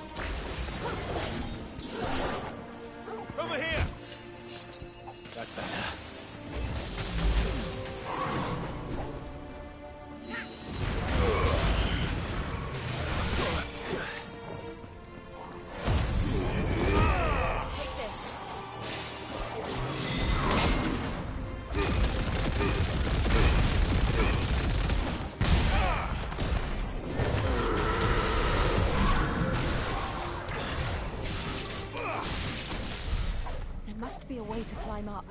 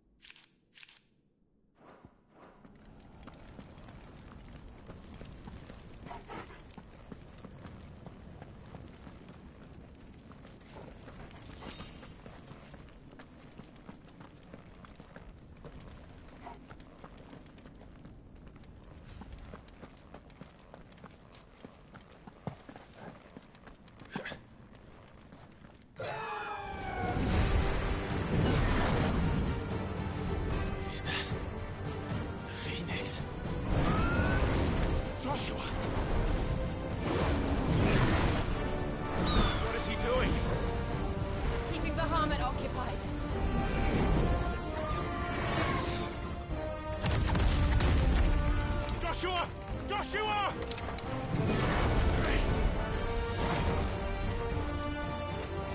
Don't, Clive. It's too dangerous. Fuck. Hold on, Joshua. I'm coming!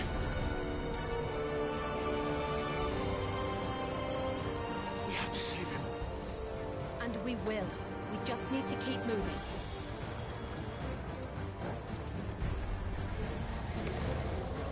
Them again.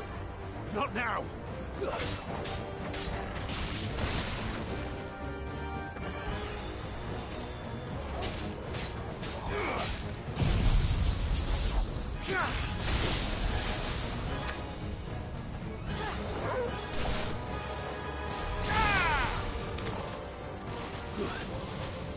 Guess we're all ready. Get him!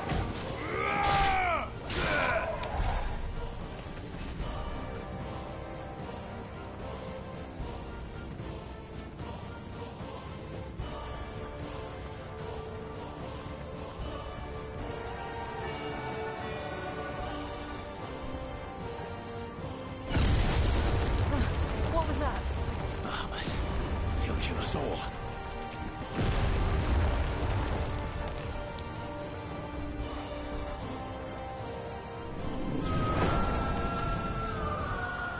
There he is. Joshua! I'm here, brother! Clive.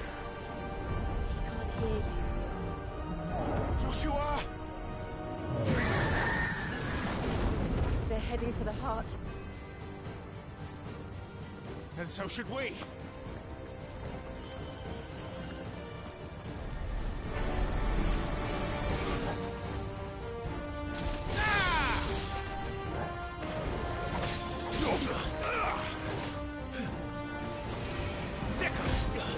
This one. Over here. Get him. This one.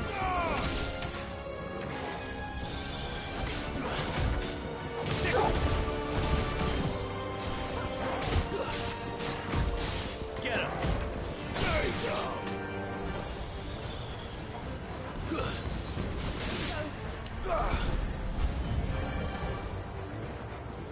Titan!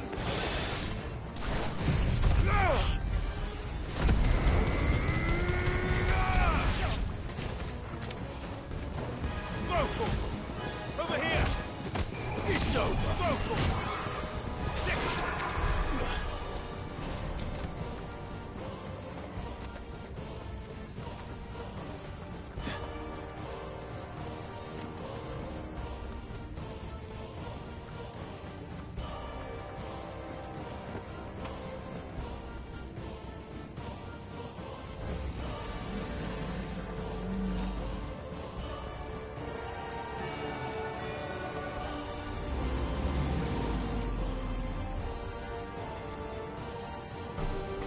I just want to mention that this game is at an all-time lack of ideas. Every time we come to a crystal, it's the exact same thing every time.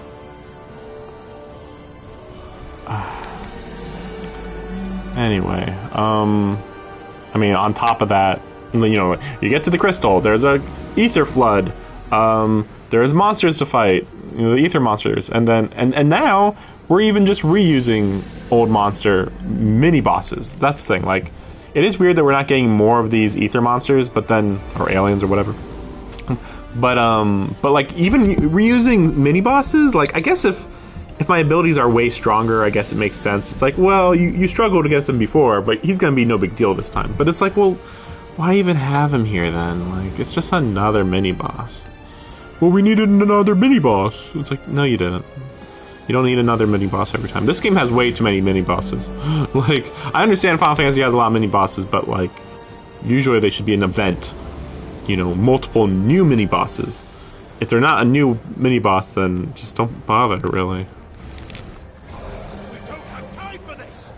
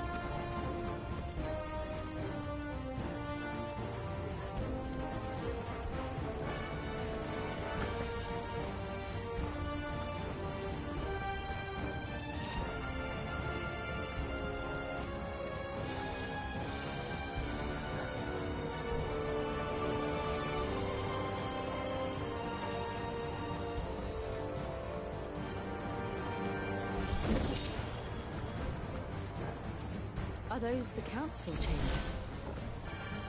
How are they still standing? I don't know.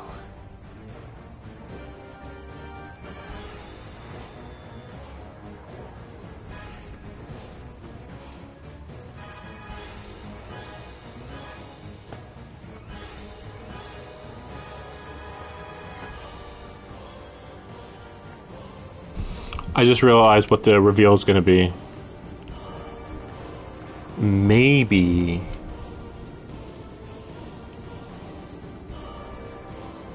somebody took Bahamut's power. That makes sense.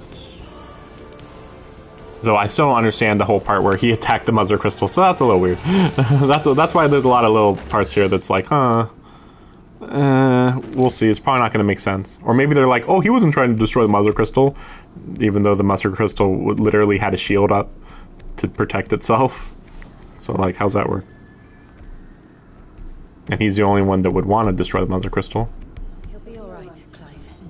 He's a survivor. He's literally a reborn phoenix. Anyway, whatever. We're getting close. We're getting close. Oh, he's gonna meet his mom here, I guess. Yeah, well, I mean, you know, I did say that he was gonna confront Rosaria. Well, his Rosarian... Oh, no, not Rosaria. The Imperial family, I should say. Really? No, okay. I thought it was Bahamut for a second. Well, that's just a Devil May Cry enemy.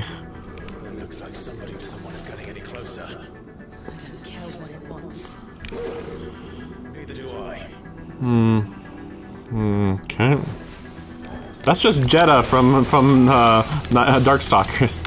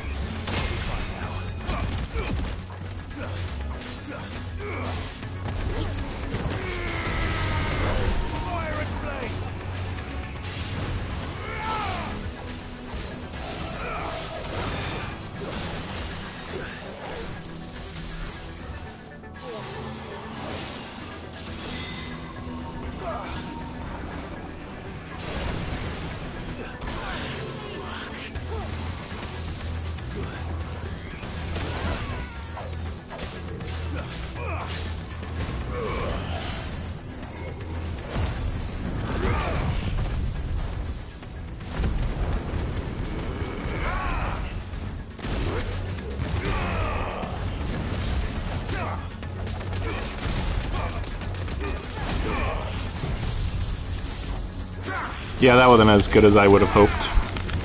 But it wasn't too bad, I guess. But yeah, I got really... Yeah, I don't know what's going on with the wind-up. I keep messing it up or something. Also, these...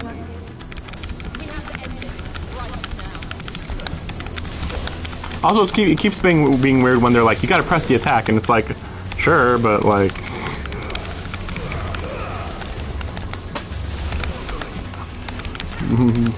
But it feels a little brain dead to do this, you know? You know, like, oh my gosh, I got through his defenses, who'd imagine, right? Like, wow, who'd imagine, like, that I would just do mindless attacking a whole bunch. Okay. Ah, damn it. Bad timing. Oh, I think I dodged a little bit of it.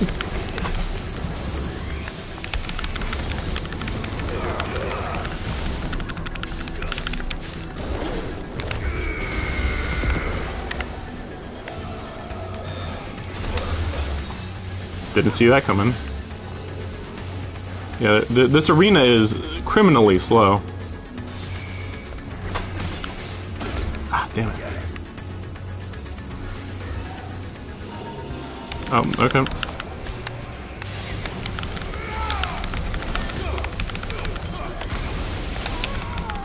Whoa, that got lucky. I also, Oh, okay, there we go. It's over.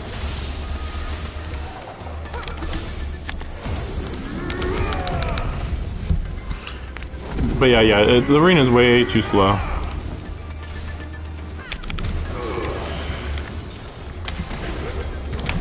Damn it, that's not the button I wanted. I wanted the dog attacking.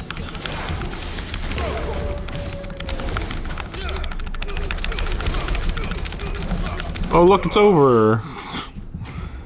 I mean, I'd like to say that was a fun fight, but like, again, like, it was almost good. But the arena was stupidly small? Like, what were you guys thinking? I can't believe I'm only level 33 right now. Wind up. 10% damage. That's very strong. And they know it. That's why I got it from a boss fight. That was just Dante. They're getting stronger. Featuring Dante from the Devil May Cry series. Actually, maybe a little more like Virgil, maybe. It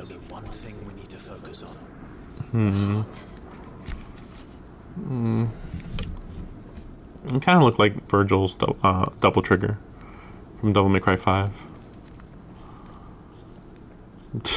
Anyway, plot, right? Right? No. I mean, why would that guy even here? Like, I feel like he was. Well, I guess he was before the emotional moment, right? I feel like that we should have had our emotional moment. Then, I mean, I don't know what's going to happen with the mom. Maybe she's dead. Maybe she's going to reveal she's evil. Who knows? But then he could have burst through the window and started fighting him. That would have been cool. And then they could have done a bigger fight after that. I'd have been. I'm fine with back-to-back fights as long as it makes sense. Because I just I don't like it being like, don't worry, every 20 minutes you will have a major fight. It's like, you don't need to space them out all the time. There's someone up there. Ooh. Oh, also, come on, I gotta... Oh yes, that's right, I wanted to... Darn it. Yeah, I was just thinking like, oh, I got the wind-up upgrade, but then I'd have to give up the one of these two. Like, oh, I don't want to do that. And give up this? That's really not a good idea. I'm actually getting a good amount of points from these. Like, if not for that 20%, I'd probably have, like, at best, 1,500 ability points. I mean, even 500 points is definitely worth a slot. Okay, what's going to happen now? Is someone there? Mother. It's you. What happened here? He tried to take him from me. Oh, my boy. My darling boy. Is this the child you made with the Emperor? Why, Mother? Why did you betray us all? You have no right!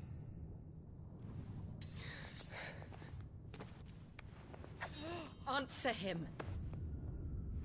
We took you in, savage. Show some respect for those who raised you. Just like slit her wrist, you know, she'll live. Honorable Elwyn, always thinking of his precious homeland. But what worth is a homeland in a world beset by the Blight? Father did not seek to protect his country. He sought to protect his people. A leader's duty is not to protect his people. It is to protect the source of his sovereignty. The noble blood that runs in his family's veins. So long as this bloodline remains unbroken, what does it matter if a nation falls? One can always found another. Unlike him, I did my duty. I preserved my line. I became the son of the noblest blood, to whom the whole world might kneel. This is exactly what I was expecting. That I might join my line with the Lesages and birth the savior of this benighted land, blessed by both Bahamut and the Phoenix! You sold your country for a child. Why did he need another? You had Joshua. I had nothing. You were always your father's son, so very strong and bold and daring, and yet you failed to awaken. Would that Joshua had been granted 1/10 of your strength? Oh! How the nobles laughed that Elwyn's firstborn was surely the son of a concubine, and my own, not long for this world. The shame of it! The shame of being slandered by one's inferiors! How could you ever know how that feels? It should have been you! Why didn't the Phoenix choose you? Joshua's every waking moment was spent trying to shoulder the burden that you and the Phoenix and the Duchy foisted on him. That's why I became his shield. To help bear the weight. But what did you do? You betrayed your own blood and surrendered your son to his fate!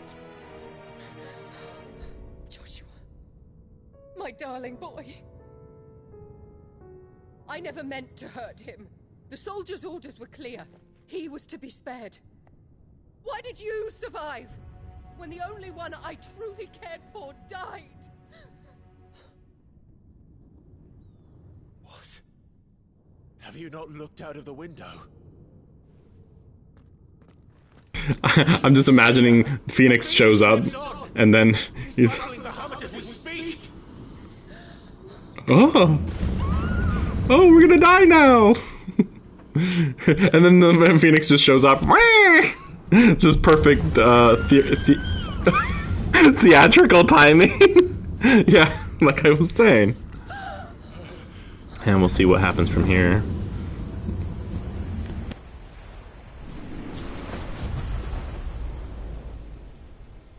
Joshua! Wake up!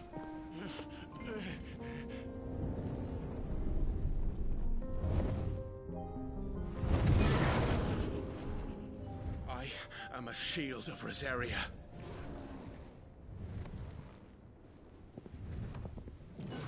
And I will do my duty. What are you...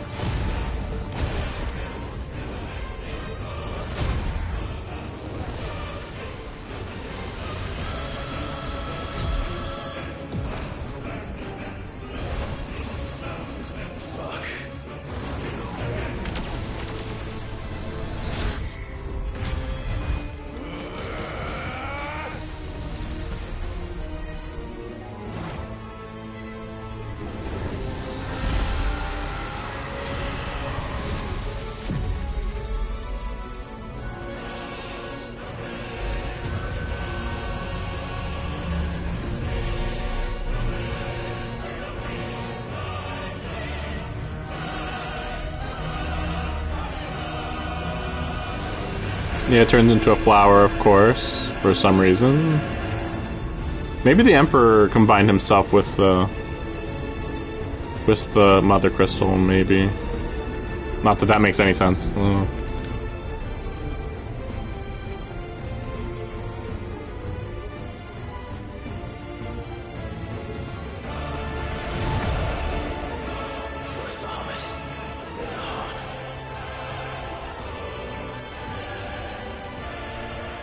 Yeah. Yeah, but yeah, maybe yeah, the Emperor combined himself with the Mother Crystal so that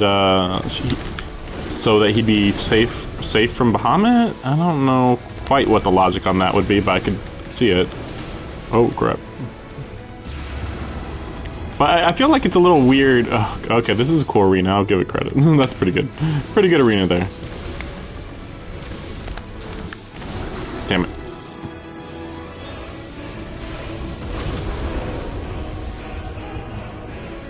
Yeah, he's pretty powerful.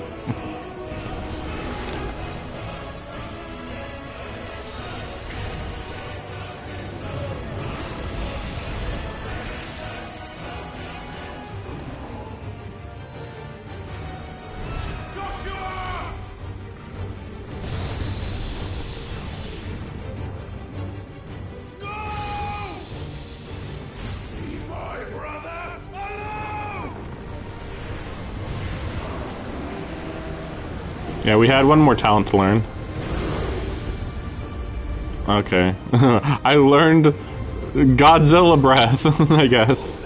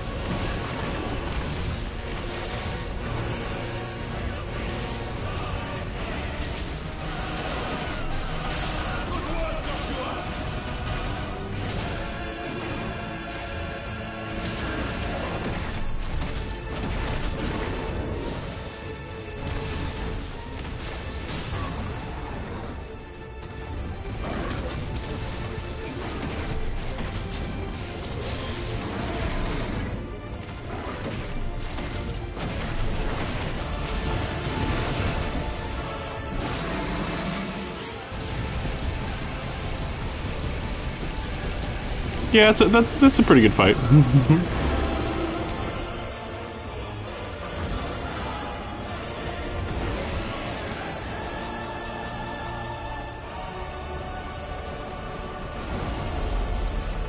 Shit. Can't reach him. Don't do this!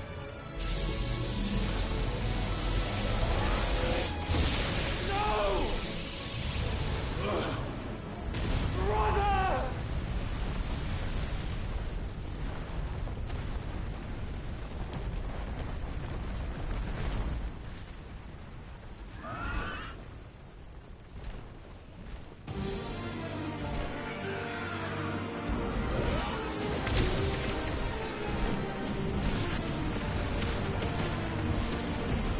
And then I control the Phoenix, right?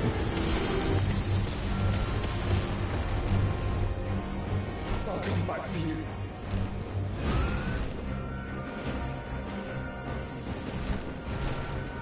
Damn, the blur on this is garbage.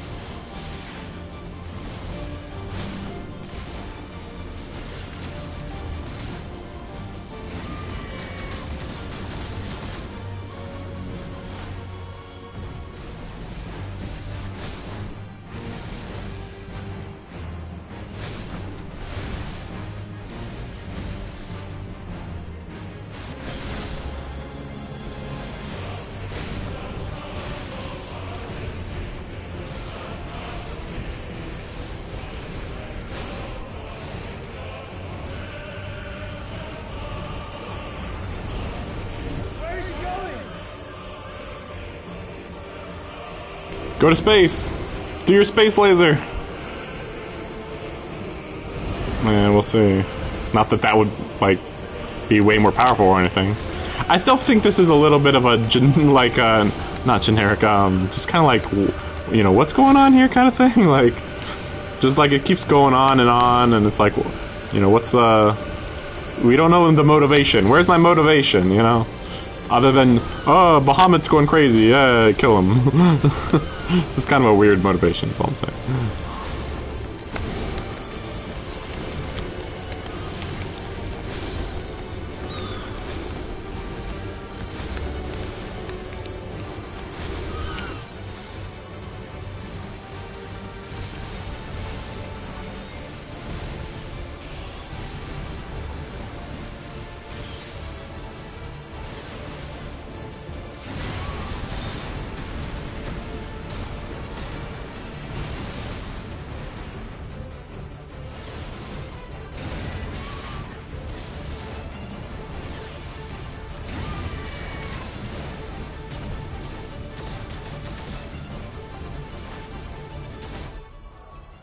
I need to see if I have my heal.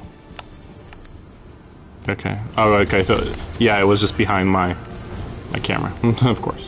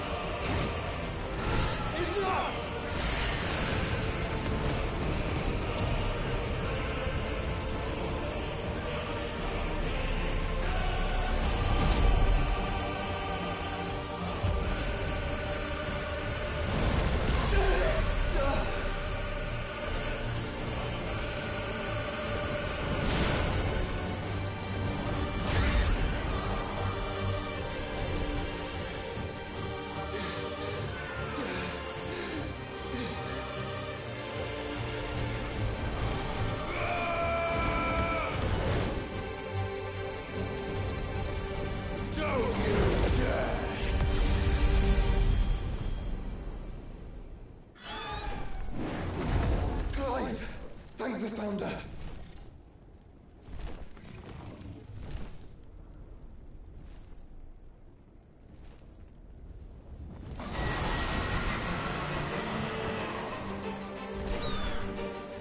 It's now or never, Joshua.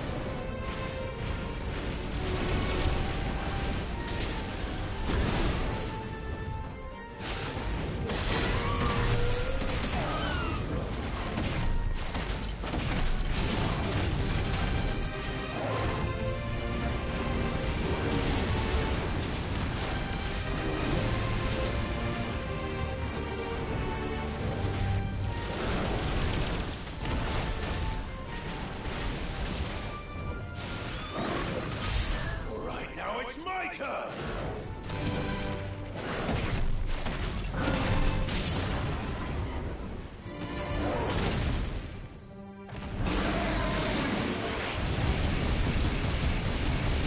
Right in his face.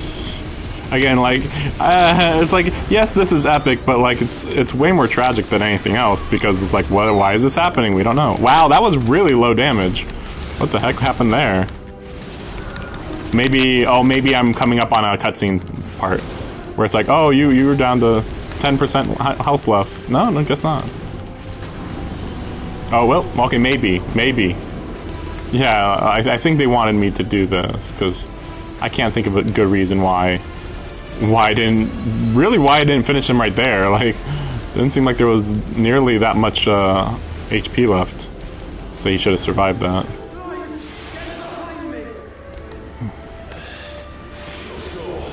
Alright.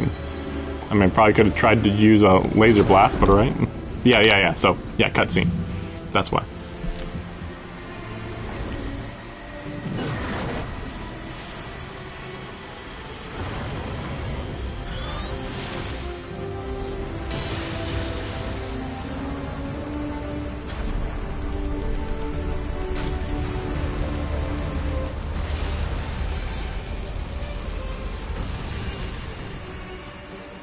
I wonder how badly you have to screw that up for it to fail. Like, there's no bar or anything, just keep pressing it. Yeah, you did it. Like, alright.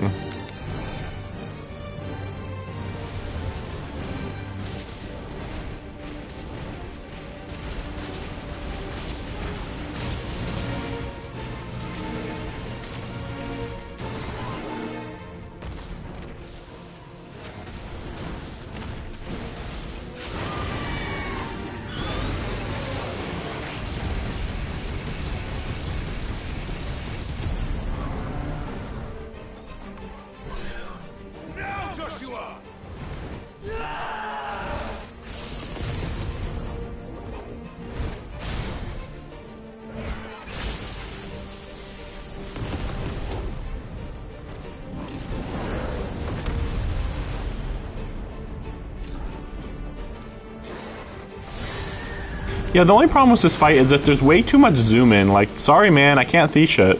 Or maybe it's the blur, who knows. But I think it's like, yeah, too much zoom in. Like, this is fine zoom in here because it's a dramatic moment. But there was times where they were really going at each other in really technical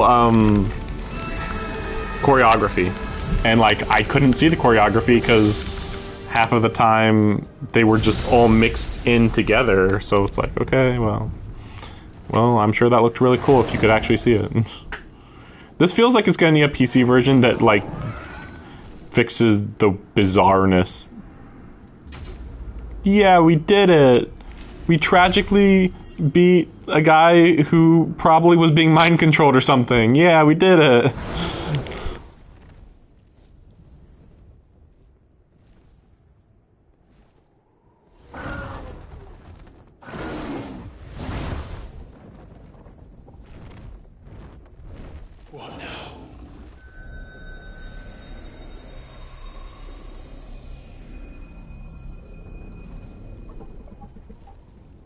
This is drinking the ether. We have to stop him. Yeah, just like the previous one. Yeah, this city is about to die if he does that. But why?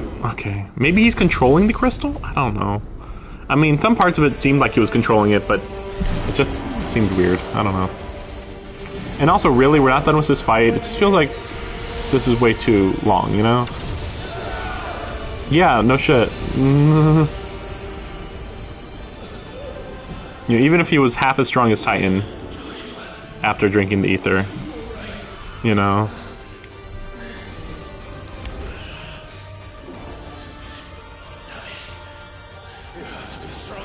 I kind of feel like Odin's gonna save us.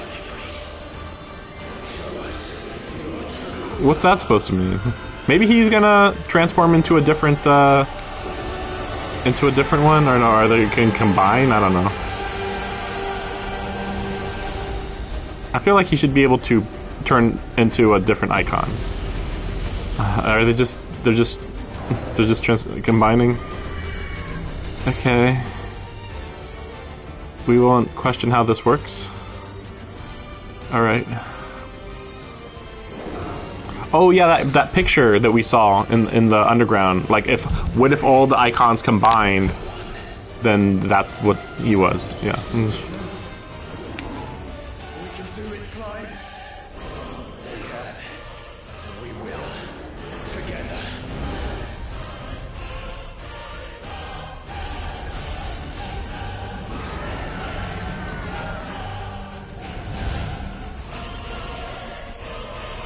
Alright, so we did make it to space. Okay, I was gonna say. But really, he jumped into space? Okay, okay. Are you ready? Ready!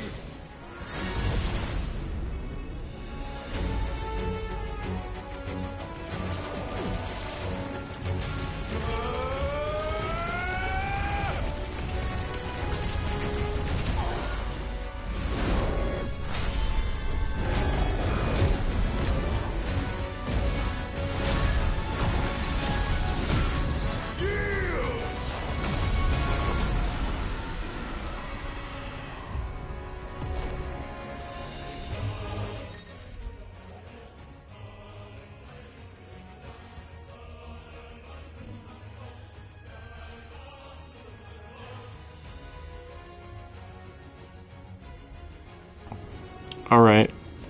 I wonder what the last fight of this game is gonna be if this is the fight in space. How can we hope to match such power? By trusting in our own.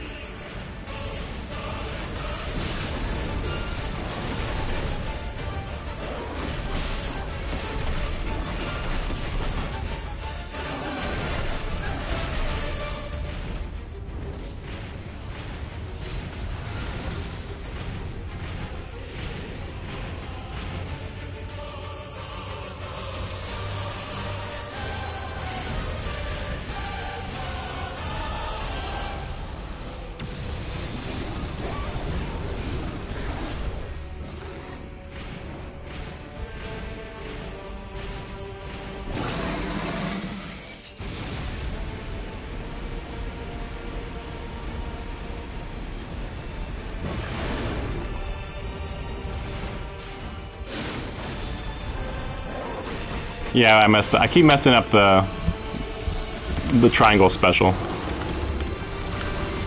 I wish I could look around a little more. I mean, I can look around a little, but think about how big this planet is. Remember that the country we're on is not even close to the full size of the planet. Like, clearly it's not, you know. This is one of those cases where I am not convinced that the whole planet is the continent that we see on the map.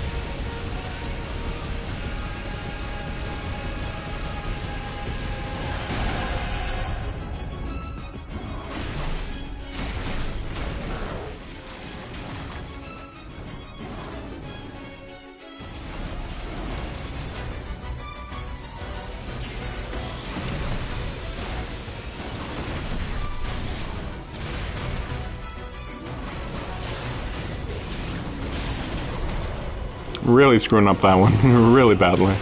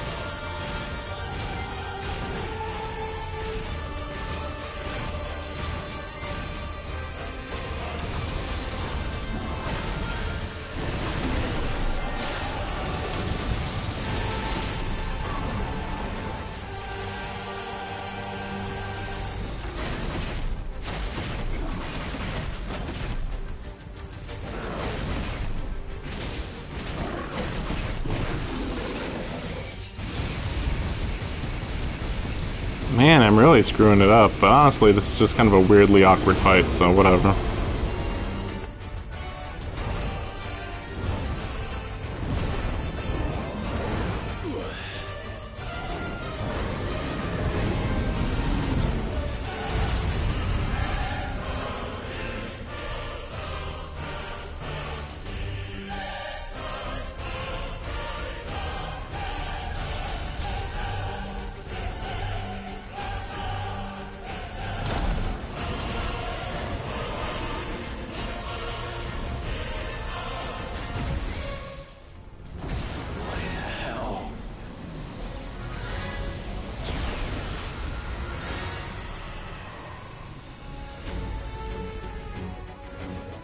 Burn the world.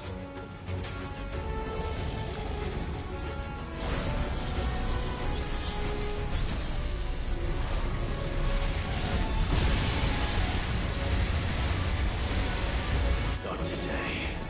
Come on, Joshua.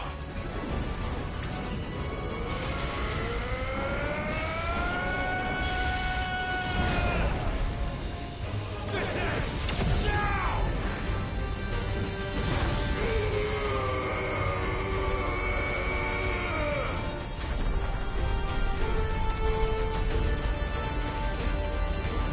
I wonder what they're gonna do for the Odin fight. It's just like, I don't like that they're acting like Bahamut has infinite energy, basically.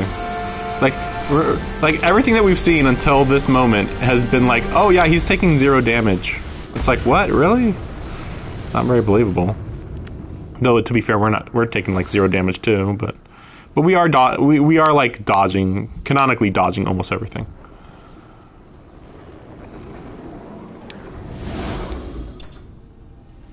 Da, da, da, da, da, da. Isn't this the second time that's saying Bahamut defeated?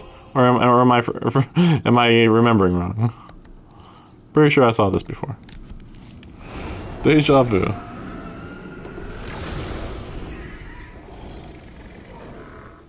Anyway, falling from space. So the mother crystal, I assume? Even though that doesn't make sense. It was just one piece of the crystal.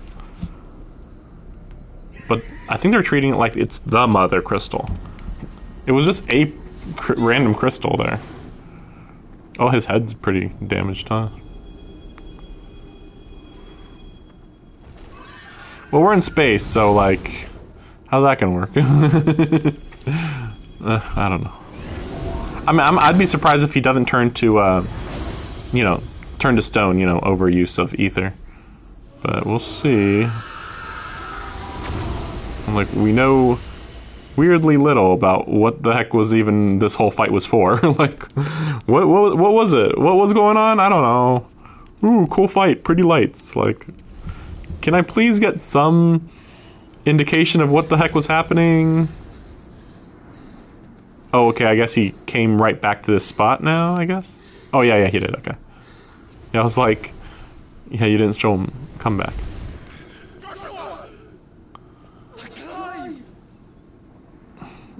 Jill's like, that was intense. I didn't think you needed my help. Jill, the world almost exploded. I didn't notice. You were fighting like 30 miles in the air, so it was pretty far. I feel like somebody's about to get stabbed here. Or Josh was just gonna get taken over by what's his name? Taken over by what's his face? Whatever. Very emotional. I should be very positive in this scene that nothing bad is gonna happen. There's no enemies nearby at all. Rough. What's this perspective? Oh, Dion, no. Oh yeah, that's true. He's here. Well, I don't know. We don't know what's going on with him. Oh, look, the child is gonna pick up the thing and kill him. Wait, oh gosh. Why would the child be Ultima? Or no, he's a...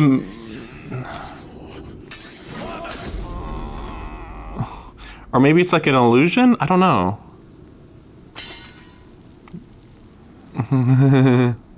Okay.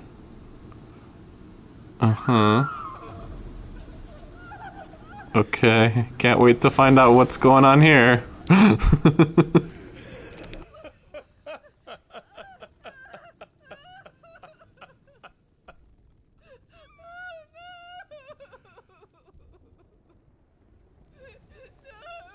I hope somebody starts asking questions, because there's a lot of questions to be asked here.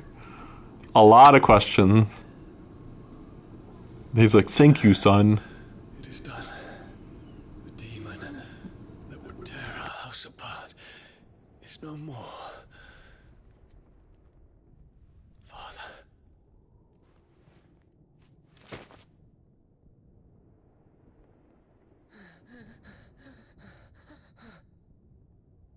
Why is nobody asking why the child disintegrated into dust? Is that normal? It's not normal from what we've seen in the entire game.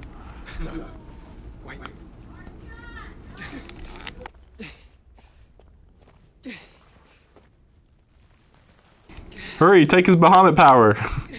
Come on, we're thieves now. We take shit. Or no. Okay, well, he's still alive. Okay. Fine. Life and death, world battle. Oh no, now the Bahamut just comes out of him now, right? Okay, fine. I'll get near him. Oh no, yeah, I forgot about this thing that I do sometimes.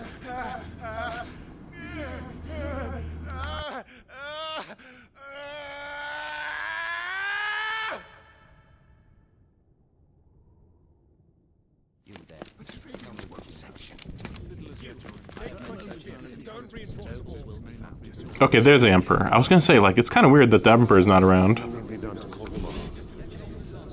regret not, Your Radiance. The Dragoons answer to none but His Imperial Highness. The Council is powerless to intervene. We're hearing reports of rebel madness is this, Theon. Throughout the neighboring districts. Focus all efforts on extinguishing the fires around the capital. City can wait. Don't dally, man. Go! Your Radiance. And I want you to find out if Dal makes movements. Oh, okay. This is a flashback. Okay. Have you taken leave of senses? Call off the Dragoons at once. Fear not. The populace will come to no harm at their hands.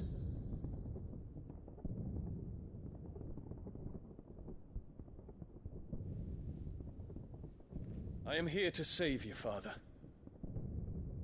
Save me? A creeping darkness hides in the heart of Sanbreque.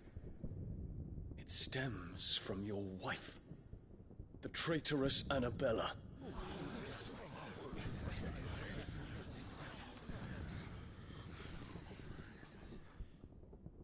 Not another word, Dion.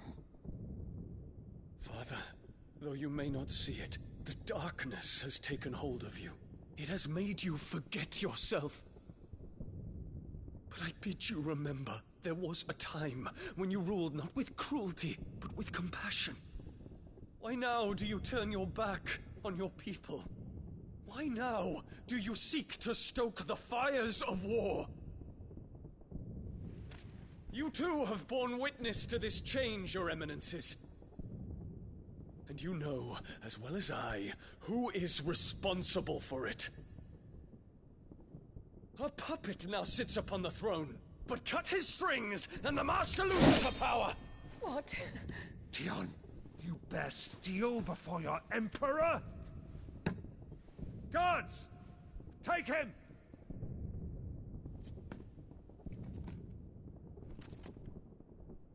For every citizen who falls, another can be bred.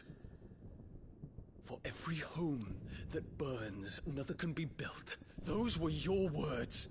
But when the last of your citizens has fallen, and all of their homes have been reduced to ash, what will become of your empire, of its rulers, of your god? As the Mother Crystals crumble one by one, and the Blight sweeps in to claim all that we hold dear, our people look to their Emperor for protection. Yet he labors not to secure their futures, but to seize what is left of the twins for himself. Even if it should come at the cost of everything his loyal citizens have labored to build. Dion, you must understand. A small price to pay, is it not? You've been blessed with great power, Dion. Enough to win me the world. So go, claim Valisthea for me, brother.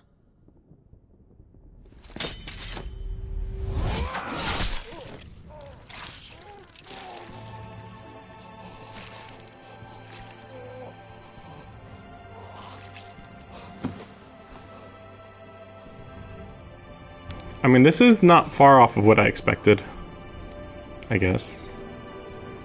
And then he's like, goes crazy because, I killed my father by accident. I feel like he would turn into Bahamut right here and now, but we'll see. Ah! Why are you screaming? This is really bad facial animations on her.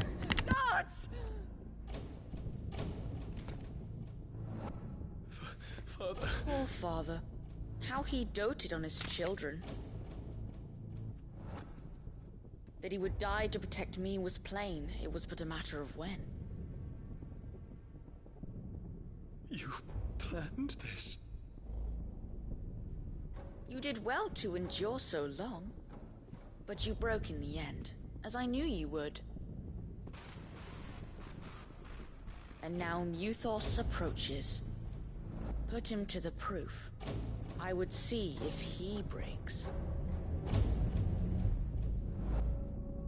Go, Bahamut. Kinslayer.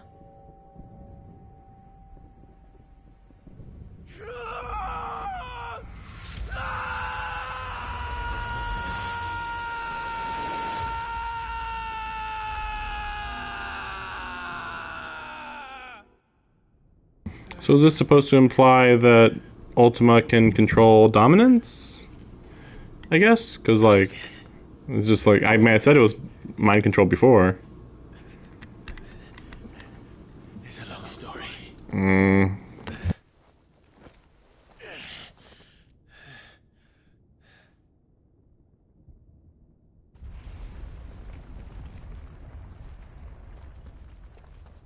You cannot stay here, Mother. Come. Take my hand.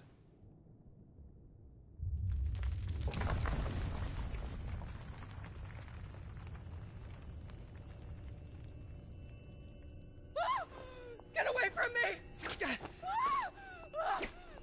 This is all just a dream, just a bad dream!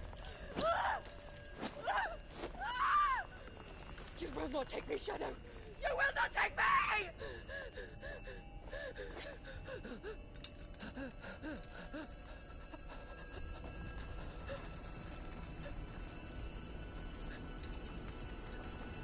He's like, yeah, whatever, good.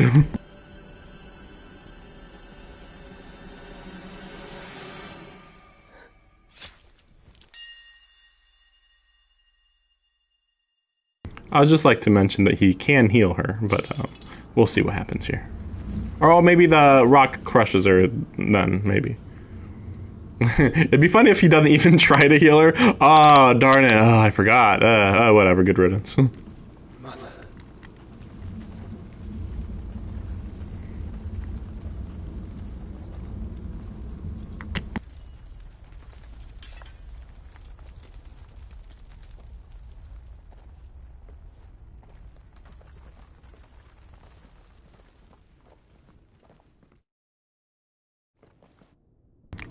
Oops, sorry.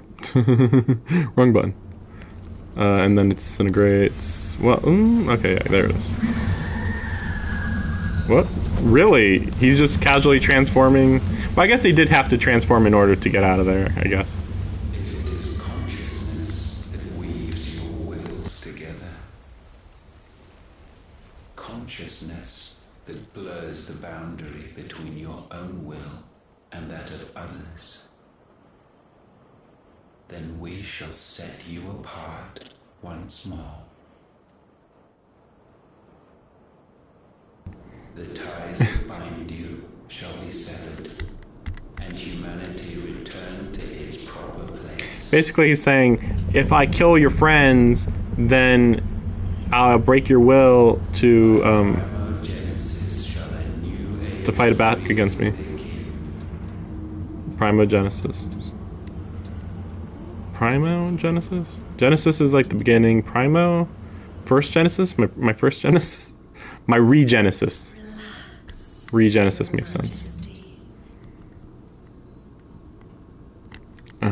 Okay, finally. Wait, oh gosh. All things are going really well here. Oh gosh. Benedicta getting the I don't even know what you call it.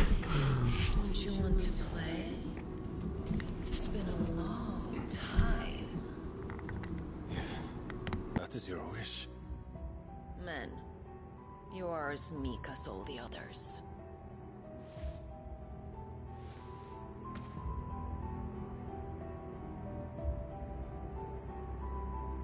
Such feeble creatures. This would be a really funny out of context moment. Gifted the power of icons, yet slaves to fickle emotions which usher you to your doom. And so you bind your fragile wills with strands of consciousness. Okay, it's bad translation. That's what's going on. When they say consciousness, they mean bonds, relationship bonds. So you bind your fragile wills with strands of bonds or whatever. So the theme of the game is friendship. Everybody has to work together to overcome great evil or whatever. But so I assume that this guy is like too much of a loner to resist the will of Ultima, because if you don't have enough bonds, then it's easier for him to manipulate you or literally mind control you. I'm still wondering about that child though, because he turned to dust.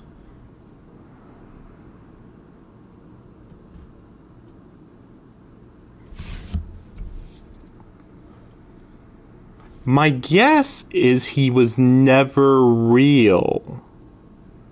As grand as that sounds. Like, I think he literally was just fabricated. It's a grand fabrication if that was true, but I think that that's what's going on. He was just a fabricated being, and everybody around him was being subtly mind controlled. I mean, it was really weird when they said, "Oh, you knew this was going to happen from the beginning, that, you know, the Emperor would sacrifice himself to save the kid." But, like, I mean, that's not true. I mean, it would have been pretty easy to kill the kid without accidentally killing the old Emperor. So, I'm surprised Annalise is just done with. It's like, she's dead, whatever. Like, I knew that it would happen. I just knew she was just going to be like, and then you're dead. But I thought, like, maybe they'd do it a little more dramatically. I was hoping they'd be more dramatic, I should say. But yeah, why does Ultima have so much free will right now? Unless he actually just escaped, maybe? Maybe?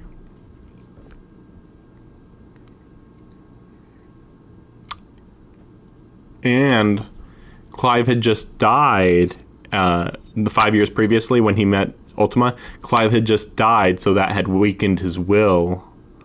Okay, I can see that. Okay. That's why Phoenix had to save him there. Especially since he's like an incorporeal being. Doesn't really have a body, technically. The wretched handiwork of a wretched people. The Sons of Fire were united at last, and for but a moment, their flame burned bright. Soon, Muthos shall become our perfect vessel. And then shall the world be remade. Not before the bonds are severed, of trust, of respect, of love. Only when every strand of consciousness is cut away, may Muthos return to our side. By primogenesis shall all be undone. Mankind shall be rid of his wretchedness, and Muthos of his will. But while he yet clings to it, he has the power to forge bonds anew. And so we bid you, find Muthos, and sever every one. To destroy that which has no physical form. You ask the impossible. There is nothing your black blade cannot cut, Odin.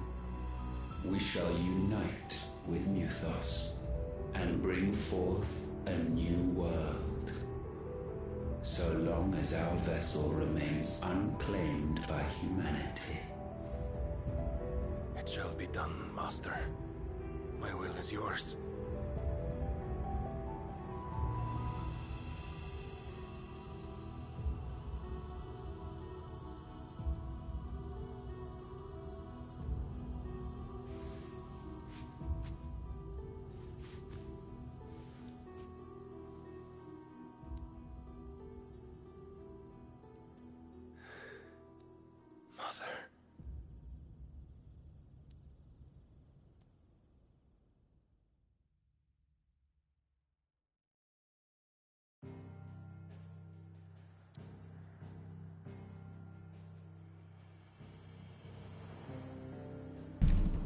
Oh, see, the world has fallen to darkness now.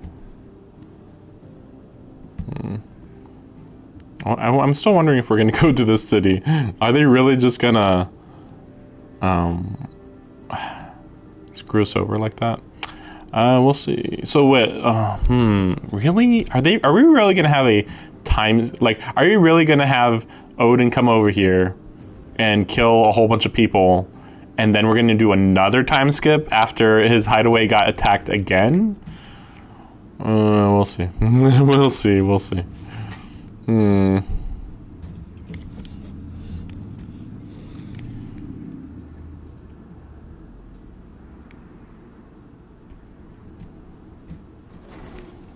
Yeah, I'm surprised that Benedicta got more play, even for a little bit. Like, sheesh.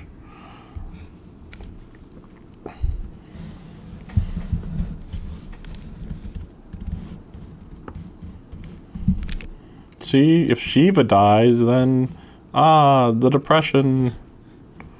How's your brother?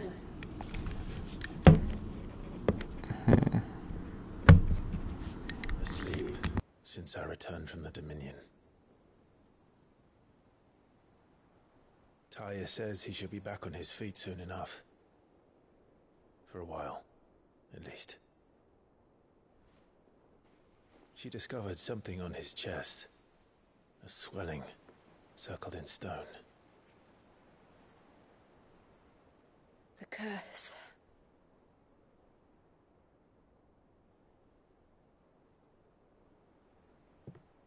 For every mountain we climb, another rises up to greet us, doesn't it? It's never ending.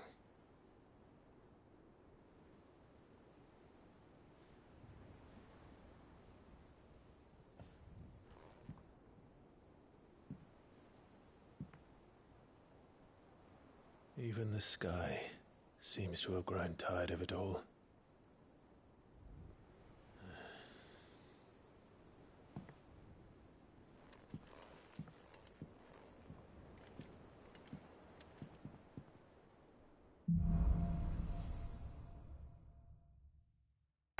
Things fall apart. Oh no.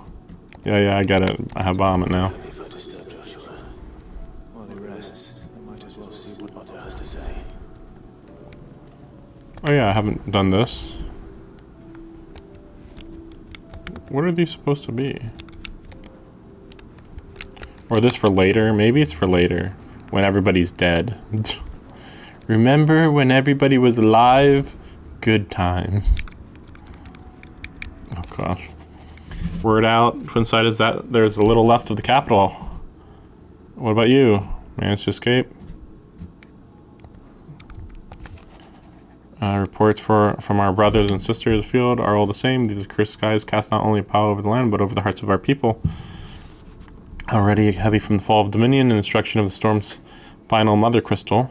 For now the realm endures, but with each new flood do her few remaining children descend further into madness. The situation as dire as ever. Fresh wings shall find you on the new moon's turning. Until then, our watch continues. I trust you and your party gained the Dominion without further event. Entered? I don't know. Should your travels ever bring you back to the markets, we can help you. Discounts. Something ain't right. With your hound, when it pleases your lordship, may you come visit the oh gosh. Might actually have to do this. I mean, that seems kind of major. What could be wrong with Torgal? You seem well enough when I last saw him. I mean, Torgal's not been really. He's really been backseated in any plot significance. It's like, what happened to your magic dog? Don't worry about it. What's this one? I was thumbing through the hideaway ledgers at Otto's behest.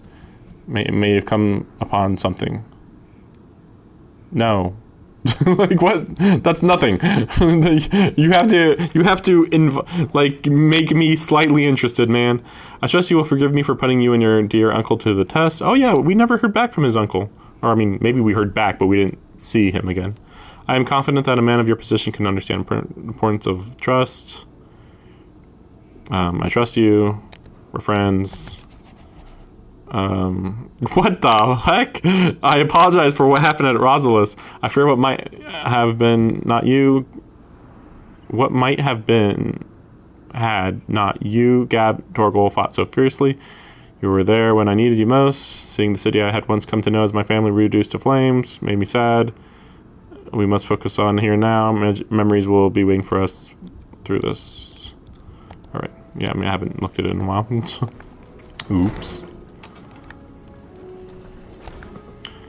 So we're gonna have an apocalypse. Wait, so... Yeah, I mean, we'll see how this game goes. I mean, I did consider at one point that maybe... No scratches, right? Yeah, sure, why not?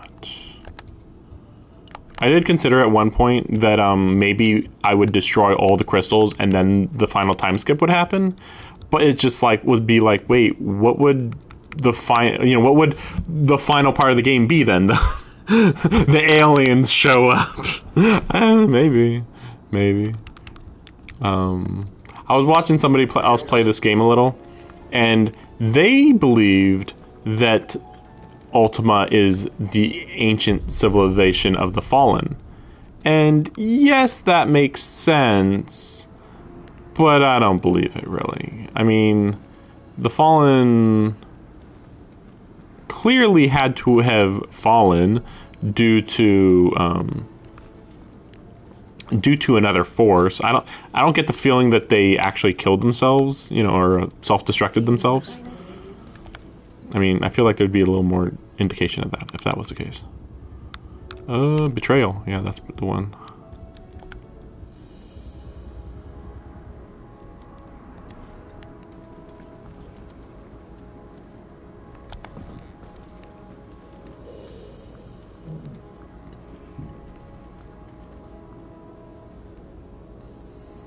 It's not really sticking out that much, is it?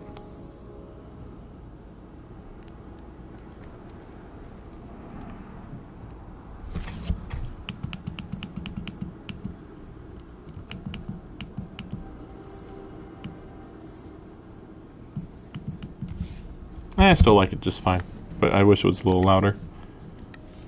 I got your note. You think something's wrong with Tor? So you can read. I didn't say I were wrong with him. I said something weren't right. He used to love cracking the bones from like right, he's not eating food. Which is why I'm of a mind that his mind's on something else. You've not been working him too hard, have you? No harder than usual. Is that him, boy? What was it you said he was? A frost wolf? That's what the Lawsman seems to think. Then maybe this all has something to do with whatever it is that's woken inside him. I suppose things have been different since Rosalith. Perhaps Hippocrates knows something. Instead of everything, you mean? Perhaps. Okay, I think I'll do that one off screen. Maybe.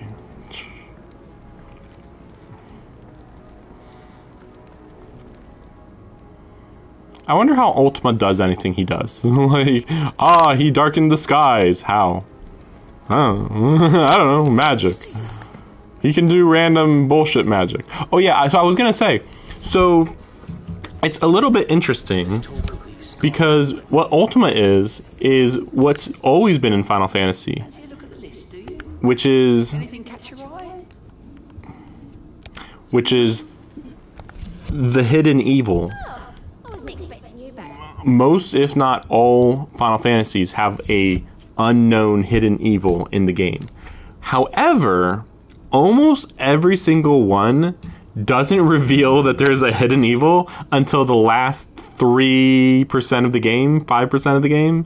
Or no, even 1%. I feel sorry, I'm giving them too much credit. Final Fantasy IV and Final Fantasy IX both introduced a final boss that was just, lol, hey, I'm here to destroy the world. And it's like, where'd you come from? There's a lore thing, but don't worry about it. It's complete bullshit. And I think that's what this guy is. Just like, you know what? We're going to have him still. We're going to have the guy behind the curtain, but we're actually going to show him more, unlike every other Final Fantasy game. 13 also did this technically. But again, 13 sucks. 12 didn't have one. 10, technically they actually laid the seeds of what that was. So, if anything, they showed up in the last 10 or 20% of the game. So it wasn't too bad. It was done really well. In 8, they showed up in the last 20 or 30%, kind of. It's very complicated in 8. In 7, actually, they didn't have it, or you could call it. I mean, technically, it was Jenova, but you learn about Jenova pretty early on, really. It's just like you just keep thinking Sephiroth, but then it's like, well, actually, Jenova. 5 doesn't have one. Yeah, 4 I mentioned. I think Final Fantasy 1 does have Chaos. I don't know when he shows up, though. And then 2 and 3, I don't think that anything suddenly shows up really there. I guess I'll hold off on getting anything else. Yeah, I still have to look up what these accessories do. I'll have to go to the bathroom real quick, and then I'll come back, and then probably we'll just talk around the hideout, because there's not much else to do for the next hour, really.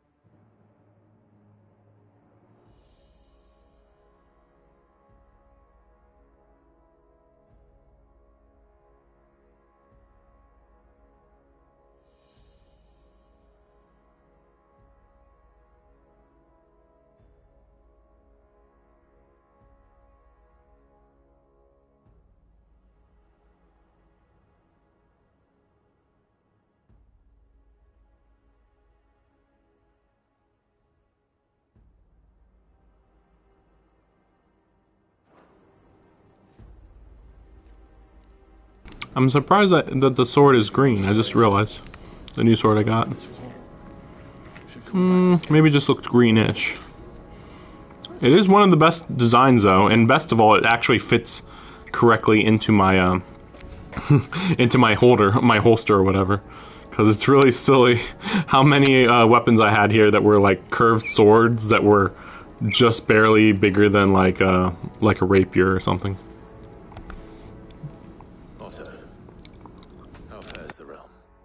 Everyone's dead. Oh, she's just fine. As long as you look past the fact storms out mother crystals and her skies are a roiling cesspit. And Gav? He's with your uncle in the Free Cities, helping Mid with her project. Sent an owl their way the moment the winds turned foul. Still waiting on a reply, though. Do you have any good news?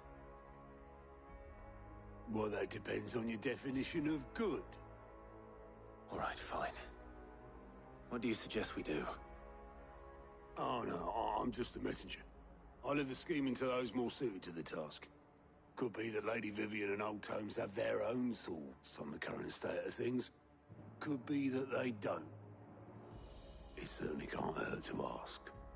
I suppose not.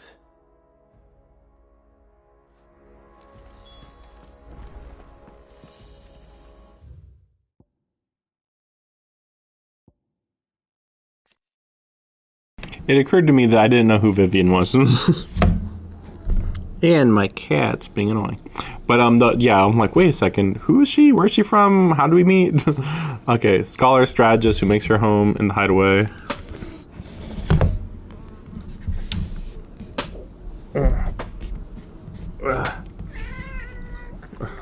Analyzing every shred of information. Offers insight.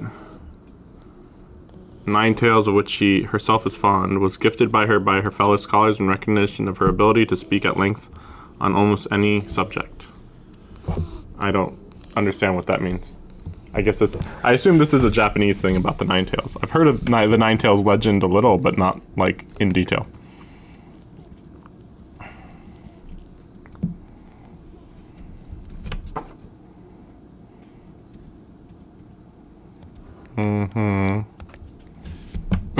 Oh, of course. Primogenesis. A spell cast by Ultima that casts a roiling pall over all of Valisea.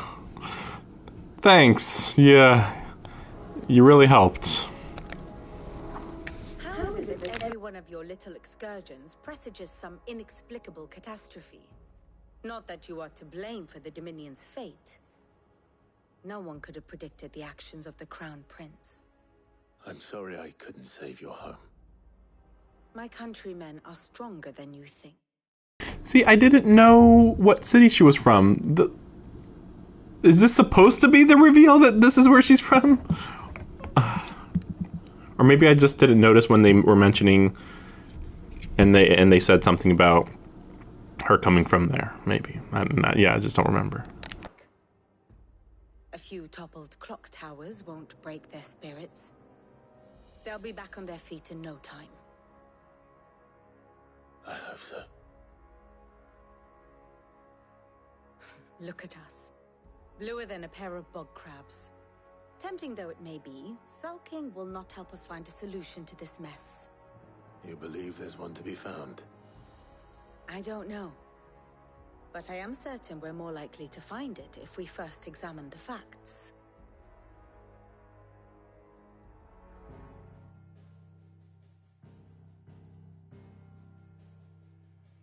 Beneath these darkened skies, fear and confusion reign over Valisthea. Oh, the lands around the fallen Mother Crystals had already begun to wilt for want of ether. But not like this. Crystals that filled wells and fueled furnaces. Now nothing but pretty shards of rock. And those that hang from the people's necks cast nary a glimmer of light to keep the dark at bay. It is only a matter of time before the common folk convince themselves that the end of days is upon us. Yet I fear a swift end is more than we can hope for. While most of the world thirsts for ether, the remainder drowns in it, spawning Akashic in droves. And amidst the hordes of mindless beasts, with magics as like to fail as function, even the strongest nation would falter. Rosaria and the Iron Kingdom teeter on the brink of collapse, while the tragedy in Twinside has all but paralyzed the Holy Empire. Dhalmekia fares little better. Rumor has it the ministers fled the capital after the fall of Drake's Fang, leaving their beloved republic to crumble. Waloed, meanwhile, moves in earnest. The Einherjar has been sighted off Storm. The world, in short, is in chaos. It would seem our civilization was nothing but a castle of sand, to be washed away at the whim of the waves.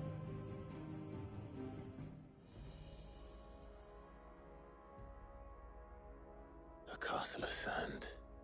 Not my best flourish, but it seemed fitting. The reports I've received are considerably more blunt in their appraisal. Without the protection of their nations, it will fall to the people to defend themselves against those who would take what is theirs. Which is only ever going to end one way. Defending a farmhouse against a band of chocobo thieves is one thing, but pitchforks and palisades will do little to stall an army's advance.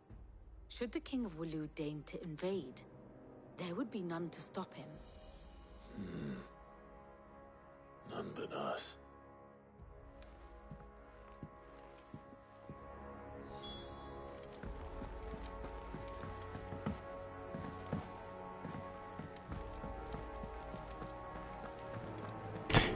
Weird that they didn't analyze the situation at all, because I was just thinking, so does that mean the blighted lands are actually very safe? Because like if you're in the blighted lands, they're still blighted, but there's no monsters at all. Whereas if you're in the non-blighted lands, there's Akashic enemies everywhere. They should have talked about that more. If you could ask someone quick about it.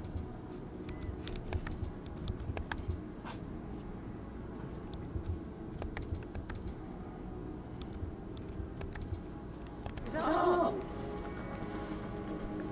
Seems that I thought this was pretty good, but no.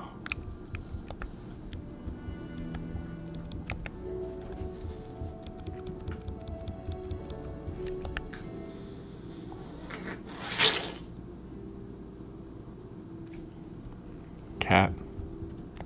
We'll just do this. But yeah, like, oh, Akashic are everywhere. It sounds like... Okay, no, I see. It's because, like, the ether is, like, struggling to figure out where to go, I think is what's going on. Like, it wants to... Like, it would go back into the previous lands, but, like, you know, it's kind of, like, stopgapped or whatever. It's kind of, it's too hard to enter the previously blighted lands. So it seems like there's so much ether that it's enough for the whole planet just fine. But it's just ambient. It's all ambient ether. Well, is it ambient? See, that's why it's weird. It's like, wait, but then everybody's crystals aren't working. Even though supposedly the way they work is that they absorb ambient ether to work. But now they're like, well, actually, they worked because the main crystal would, like, communicate with them. And then maybe the communication would tell them to absorb ambient ether. Maybe.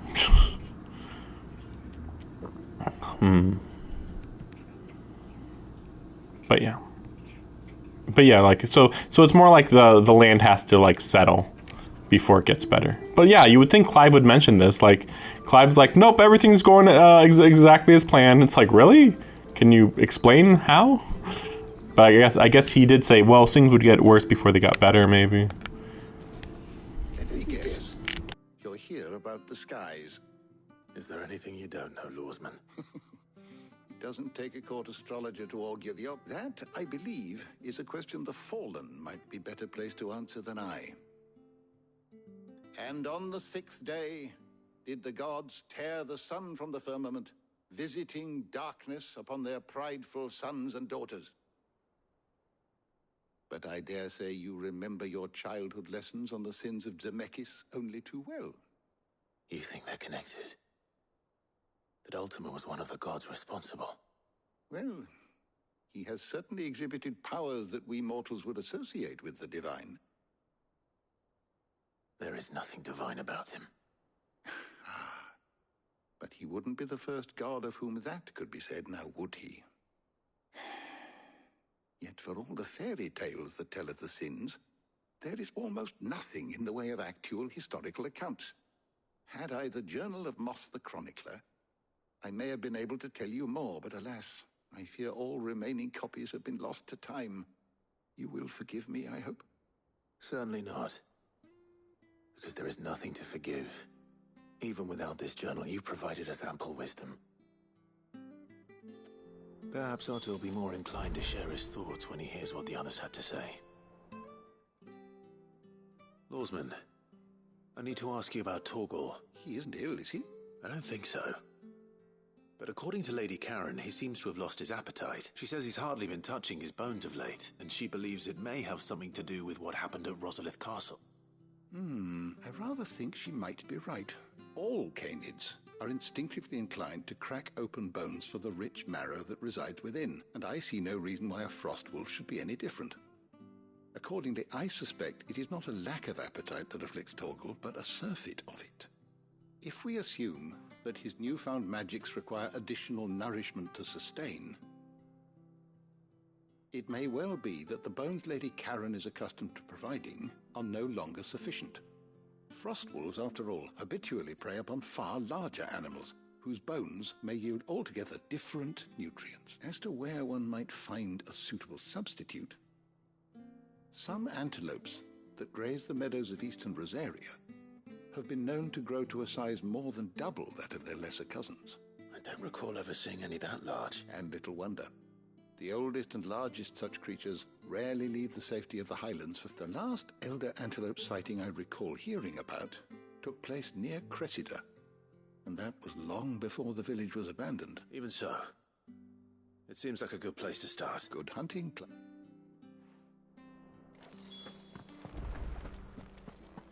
Is a storm coming soon? Okay, I'll do that side quest later. It seems very important, I'm sure.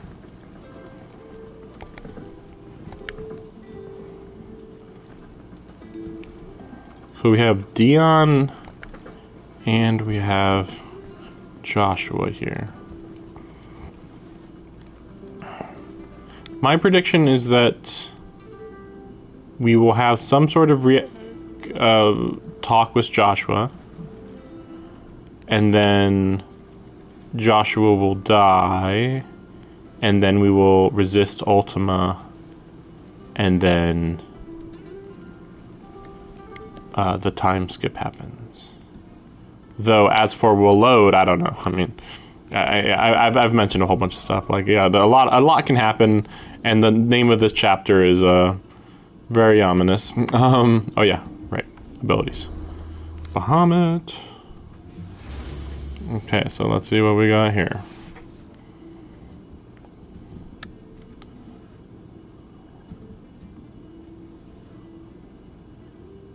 Uh-huh. Uh-huh.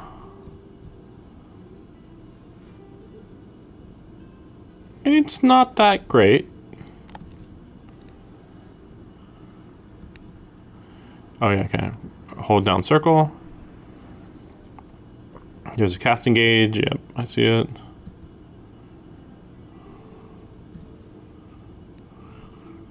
You can still dodge attacks though.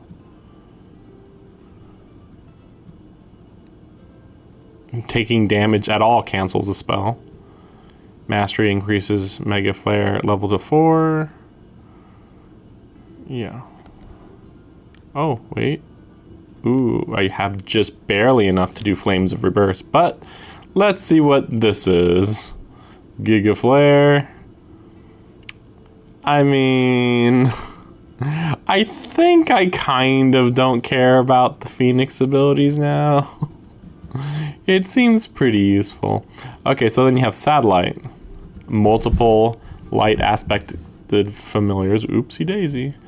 That attack an enemy on which Clive uses magic. Wait, oh, okay, when I use magic, then they just shoot. Okay.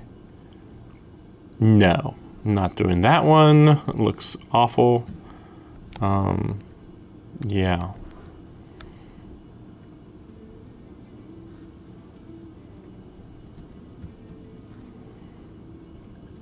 I mean, that's not bad.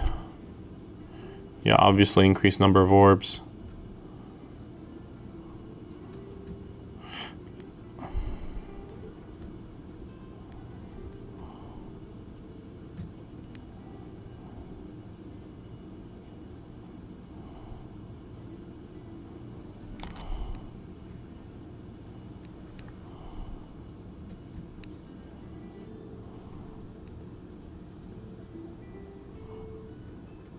Ooh, you can use these while casting Mega Flare. That's a lot of buttons you'd be holding down. So I would say Giga Flare and I'm thinking Impulse, because Impulse seems better than Satellite. You know, there's the 1 for attack and 3 for stun versus 2 attack, 3 for stun. And also the good part about this is that they just continually hit the enemy.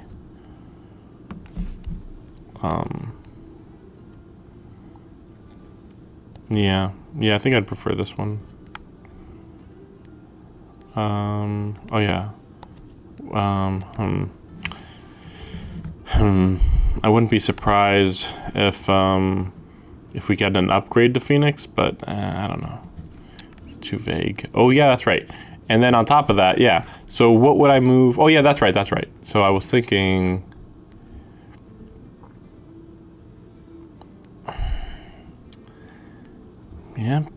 Yep, I sure was. Okay, well, I guess we'll do it.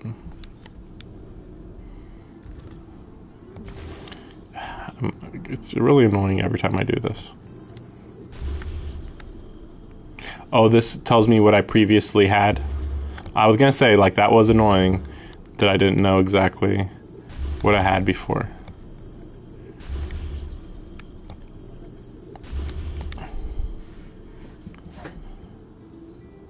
That's probably worth it.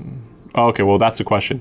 Would I rather more Giga Flare or more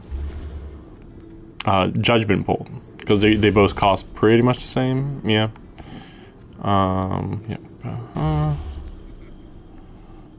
Yeah, I'll ignore these. Yeah, see, it's the same amount of... Yeah. Pretty much the same. So...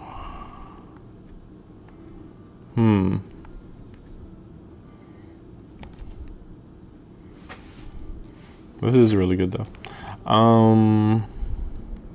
Yeah, there's a lot to this. Like, I'm just not sure if it's really that good, though.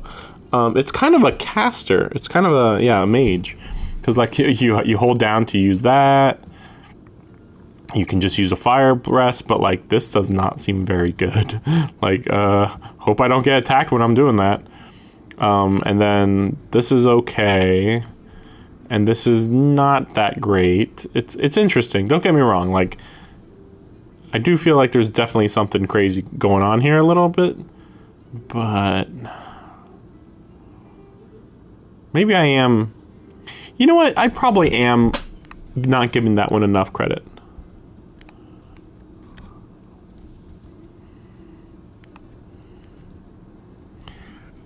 I'm probably not giving it enough credit. I still want to go for Giga Flare there. Well, do I? Yeah, wait, which is it? This is 4 and 3. 5 and 2. I would say Giga Flare. It's just kind of silly because it's like, oh yeah, of course I want the freaking laser beam. Okay, we'll do... Yeah, we'll do that. And then, because this increases the number of satellites, I'm gonna do it. Okay, and then we do Bahamut, and then, nope, satellite, Giga Flare. It's not typical for me to put it on square, but But this just makes too much sense to have both of them like that. Yeah, so the powerful one will be on square, and then... And because this is just like repeated punching, this just makes sense to be on square. It's kind of weird. It should work out. It'll work out. It'll work out. Probably. Wow, the difference there. Look at that difference. It's so minor. Only 5 difference. Actually, let me see what this sword looks like. Yeah, because I never really got a good look at it. Yeah, it really is just a generic sword. I mean, whatever. It's just so weird. Okay, what do you gotta say? Clive, we have a problem. Only one. That would be a first. It would. Actually, there are 3. We had as many owls arrive while you were at the shelves. Martha's got a Akashic out her gates, and talk of monsters roaming the hills outside of Northreach has put the wind up Isabel and her lot. And don't forget Dalimil. Lubor says the village was raided by bandits. When it rains...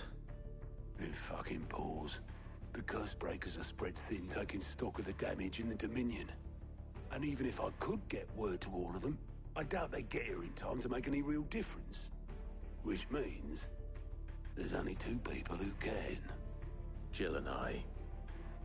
Let them know we're on our way.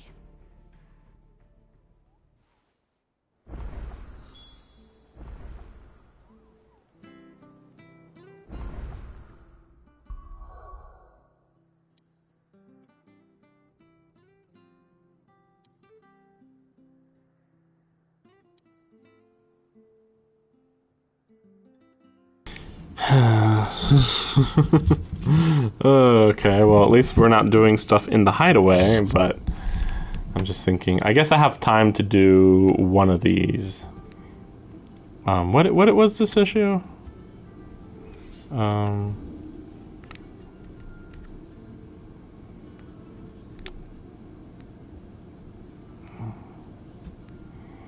Yeah, we'll do this one. Sure, why not? First find Isabel.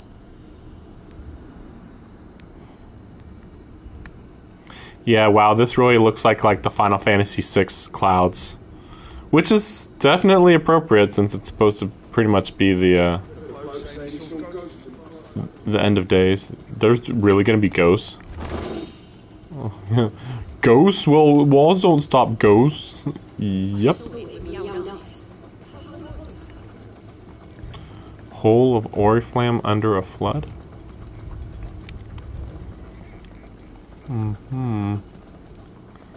Well, let's just hurry up and get this done. I am confident I'll beat this game in 10 streams. The problem is that I would have preferred to beat it in 1 more stream. We'll see how tomorrow pans out.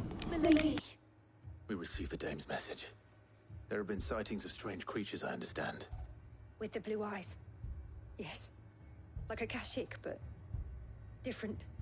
They've taken so many. I've lost count. Akashic, but different. Ultimus thralls. And what of your mistress? Is she here? Oh, no. She went to the garrison to ask what they were planning on doing about all this. Then we'll look for her there.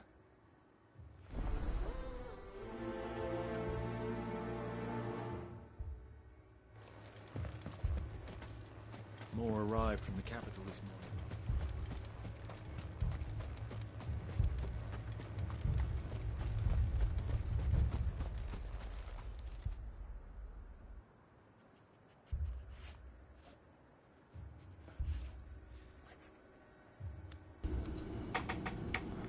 Notice the windmills aren't turning because the wind is not working. I think that they're downplaying either. They just left the bodies there in the flood. What is that? Excuse me?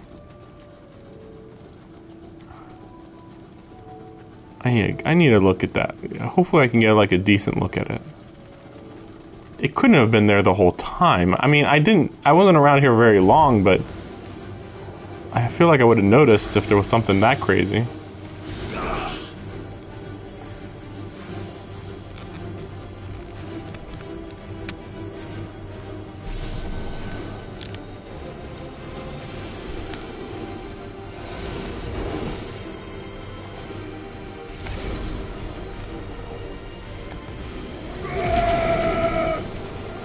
There we go.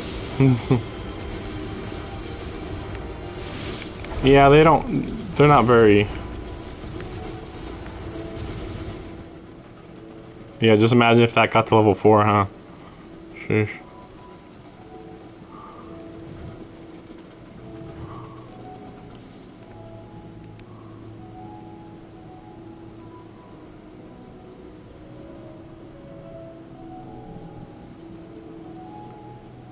Looks like a crystallized ship, I suppose. Very suspicious. I wonder how much of the game I really have left. I suspect I have a lot more than I was thinking. I was thinking, because you know, I just keep hypothesizing ideas, that maybe we would go to the north. But I don't know, I mean, right? Like, we wouldn't be able to use magic and stuff, so how would that work, right? It's weird that that part's not on the map. Technically, it should be, like, over here.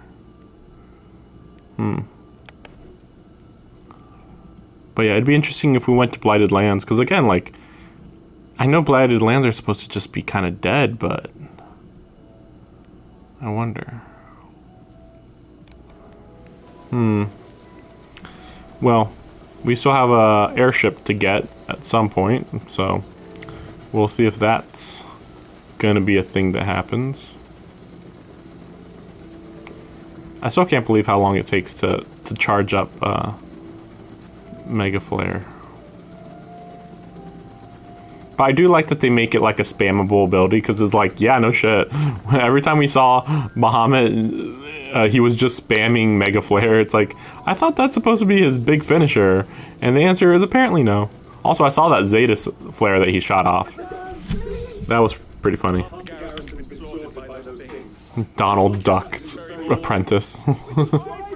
Reinforcements, but there's been no word from the capital or the Dominion in days.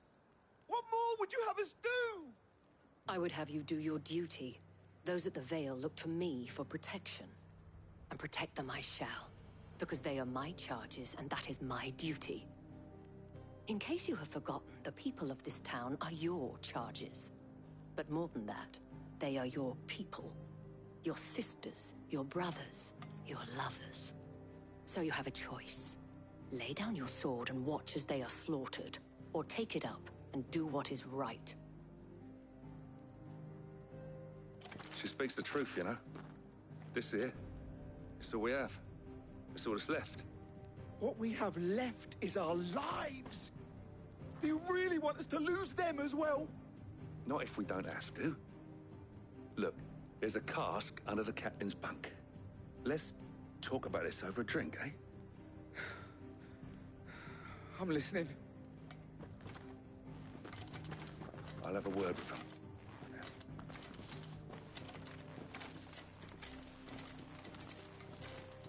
He literally just said, we're gonna go get drunk and talk. We'll be right back. I didn't expect Helen to arrive so quickly, and sought to take matters into my own hands.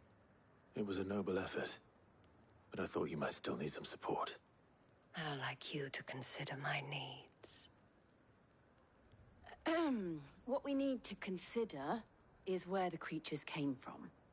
The way the survivors speak of them, one would think they appeared out of thin air. And perhaps they did. It's hard to know what to believe these days. We'll talk to the survivors.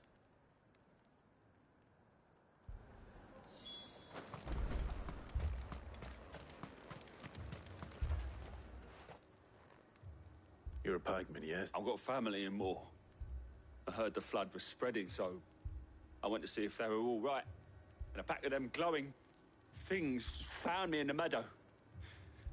I ran for my life. I never did get to the village. Leave that to us. But my family... It's all right.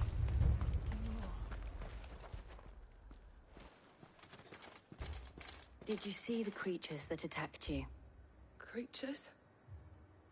Yeah, They came out of nowhere. They went for Joseph first, then me, and then they were just gone. Do you remember where you were? On the road from Oriflamme. We just passed Moor when... Where's my Joseph? It's all right. Just rest now. At least we have an idea of where the thralls might be now. We should head for more.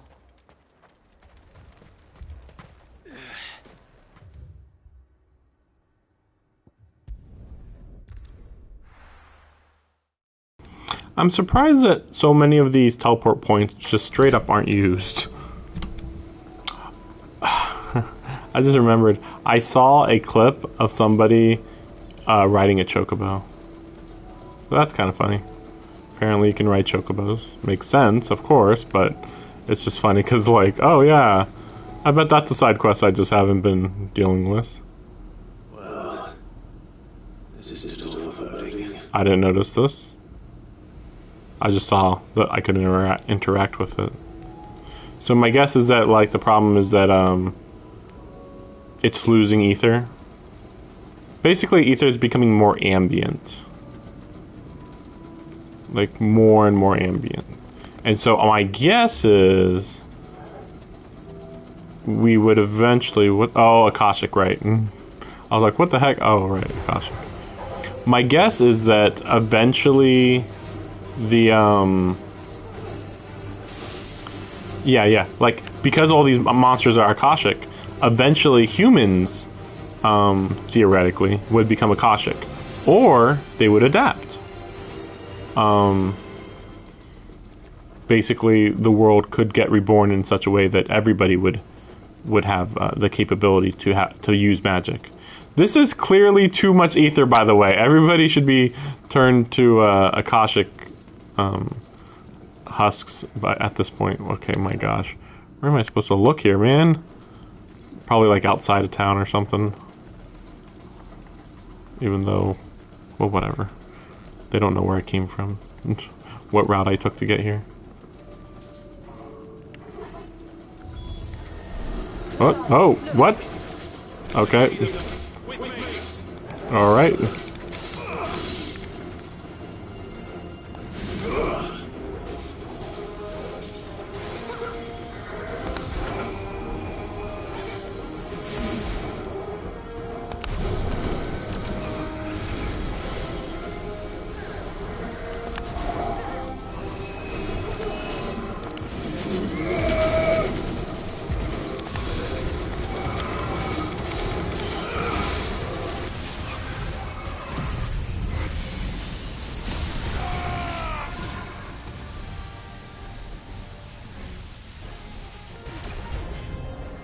Should I prime?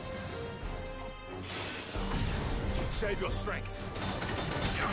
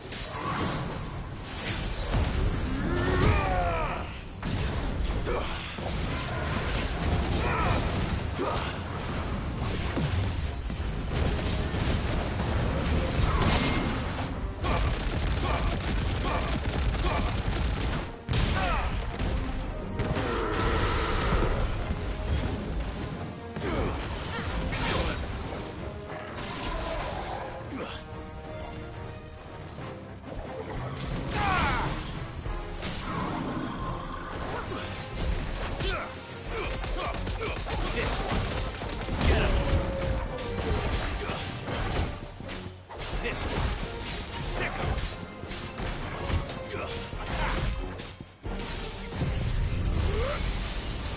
You know, I was about to think, oh, that's a little overkill, right? But maybe not. But then he's doing 0 damage, so I don't know.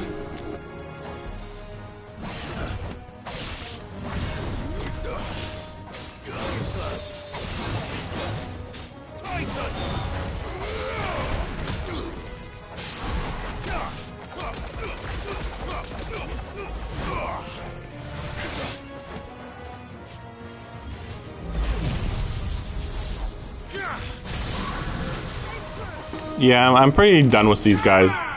These liches are easily the most annoying enemy in the game. Partly because of their teleports, but honestly, just everything. Everything about them's awful. Do you think there are more? There are always more. But I'd say we've done what we can for the time being. Then we should let Isabel know. It'd be fun if we returned to town and everybody's dead. It's like, oh yeah, I guess they could just appear anywhere and just attack everybody, huh? Oops. Guess not. We're just like fortifying everybody to be like, just defend yourselves, guys. I guess that's it. There will be more. Many more. And you'll need to be ready for them. Oh, we shall. Isn't that right, Captain? Yes, milady. The garrison will be ready. Philippe here has convinced most of the men to remain at their posts. For now, at least. Hearing that the Dane would look kindly on any man who committed himself to the task certainly didn't hurt. It's not the most selfless of motives, I'll admit. But whatever it takes, eh? Now me, I never needed convincing. I became a soldier to protect the people I love. And the people I love include the ones dead before. Please marry me. She's like, sure, I'm getting pretty old. Anyway, later. Bye. Milady? Milady? Lest you wonder, I'm foolish enough to believe that this is solved with my problems. But it has solved one, and that's one fewer than I had this morning. Thank you again, Clive. You know, it's finally hitting me how Jill is always right next to me, and she literally gets no thanks every time. No appreciation for her help. No, Clive, it's you. It's all you. And she's just in the background just going, yeah. Yep, sure is. He's amazing. Man, nobody's as good as Clive. Man, Clive, how do you do what you do? Yeah, which again, oh man, that reminds me, I still can't believe that she wasn't involved in the Bahamut fight at all. Like, I understand why, but at the same time, it's like, she's really not doing much, huh? Like, at all. And remember, everybody just allowed Dion to kill that child. I mean, I was fine with it. I'm just saying it's kind of silly. It's like, oh, I guess we're fine with child murder. Alright. Like, yeah, you know what happens. Like, okay, if you say so. Okay, let me see. So these are all going to be pretty mini missions. But, alright. Yeah, unfortunately, I can't keep playing. There's always something. I could have actually, started playing this way earlier today. Well, to be fair, okay, so I did do a stream earlier today. Of Honkai Star Rail. Because, because of some, Oh, I see. Well, I'll do that on my own. Because there was a new character a new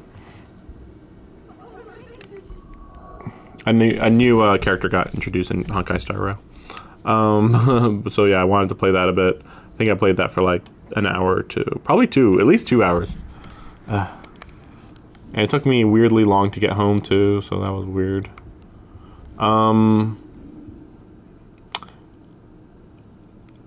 I think that there's only 15 hours left at max, but it does depend on what the next time skip's going to be. I know I keep mentioning this time skip thing. It's because the developers just couldn't shut up, and they just kept being like, you're going to see Clive through his whole life. And it's like, okay, thanks, you know?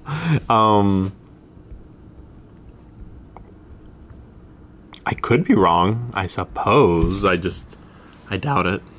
It would be funny if by the end of the game, everybody's calling you the Warrior of Light. I do expect that that's probably going to happen.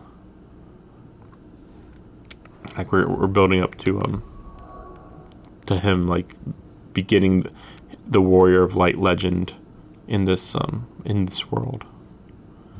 So I was thinking of more beam. Yeah, I guess that's about it. Yeah, yeah, anyway. Yeah, something bad's gonna happen. We got room for Shiva and Odin. I wonder what's gonna happen. Oh, I hope nothing bad happens. Though I do hope that Dion stays alive long enough that we see what happens to people when they they had their power taken away. Like I didn't think it was a permanent takeaway. I think it was just every time we take away their power, they don't have time to recover before they die, pretty much. I mean, it was weird because with Garuda, she kind of just went crazy, and then she even primed, so clearly she didn't lose her power. And then Titan, he was weakened by the fact that he lost his arms, and then he lost his Titan powers, and then he drank ether and was able to turn into a super Titan. Well, actually, even just regular Titan. So yeah, I think we're just like stealing a bit of their power, and they get like really exhausted, but like, yeah, they don't lose their power completely. So we could get Shiva without her dying. Odin, though, who knows? I mean, again, like the weirdest part with Odin is that like, well, we're definitely gonna have to get that power a decent amount of time before the end of the game, like at the 90% mark for sure. I mean, like, you can't just be like, you got like one major boss fight left and like 2 sub bosses. Okay, here's Odin's power. Like, really? Then again, Odin is Odin, so he's quite powerful. Which reminds me, like, yeah, we'll see what Shiva's gonna be like. You're holding back, aren't you? You're holding back from me. Like, maybe they should be talking about how I'm actually have all of the Icon's powers. Because otherwise, what possible reason is there that I haven't asked her, hey, can I try to take some of Shiva's power? Like, it might even lessen the burden on you and stuff like that. But no. But no, they don't talk about it. As far as they're concerned, my power might as well not even exist. Like, for 99% of the time. But yeah, see you tomorrow. Probably just a 5-hour stream, but we'll see. I'll try to make it really long. But I mean, I could have done it today. There's always something. Anyway, but I have to finish this on Friday because I'm going to be taking a break. Well, you know, it's a holiday this weekend for July 4th. So I'm going to be going home to my parents, so I'd prefer not to stream at home. I mean, I guess I could. It's not a great setup. I mean, I know these posters are amazing, but you know, it's something compared to at home. If you've seen the really old streams, it's not the most amazingly interesting background, although it does look a little interesting because of the black abyss of the basement where I set up everything. But for the finale of this game, I prefer not. I'll try to really go all out tomorrow. If I can get like an 8-hour session, I feel like I'll easily be able to do a shorter session on Friday. Like, you know, I don't mind playing it for 4 hours or something. But yeah, see you tomorrow. Yeah, things are looking up. Nothing bad's gonna happen in this game. Yep.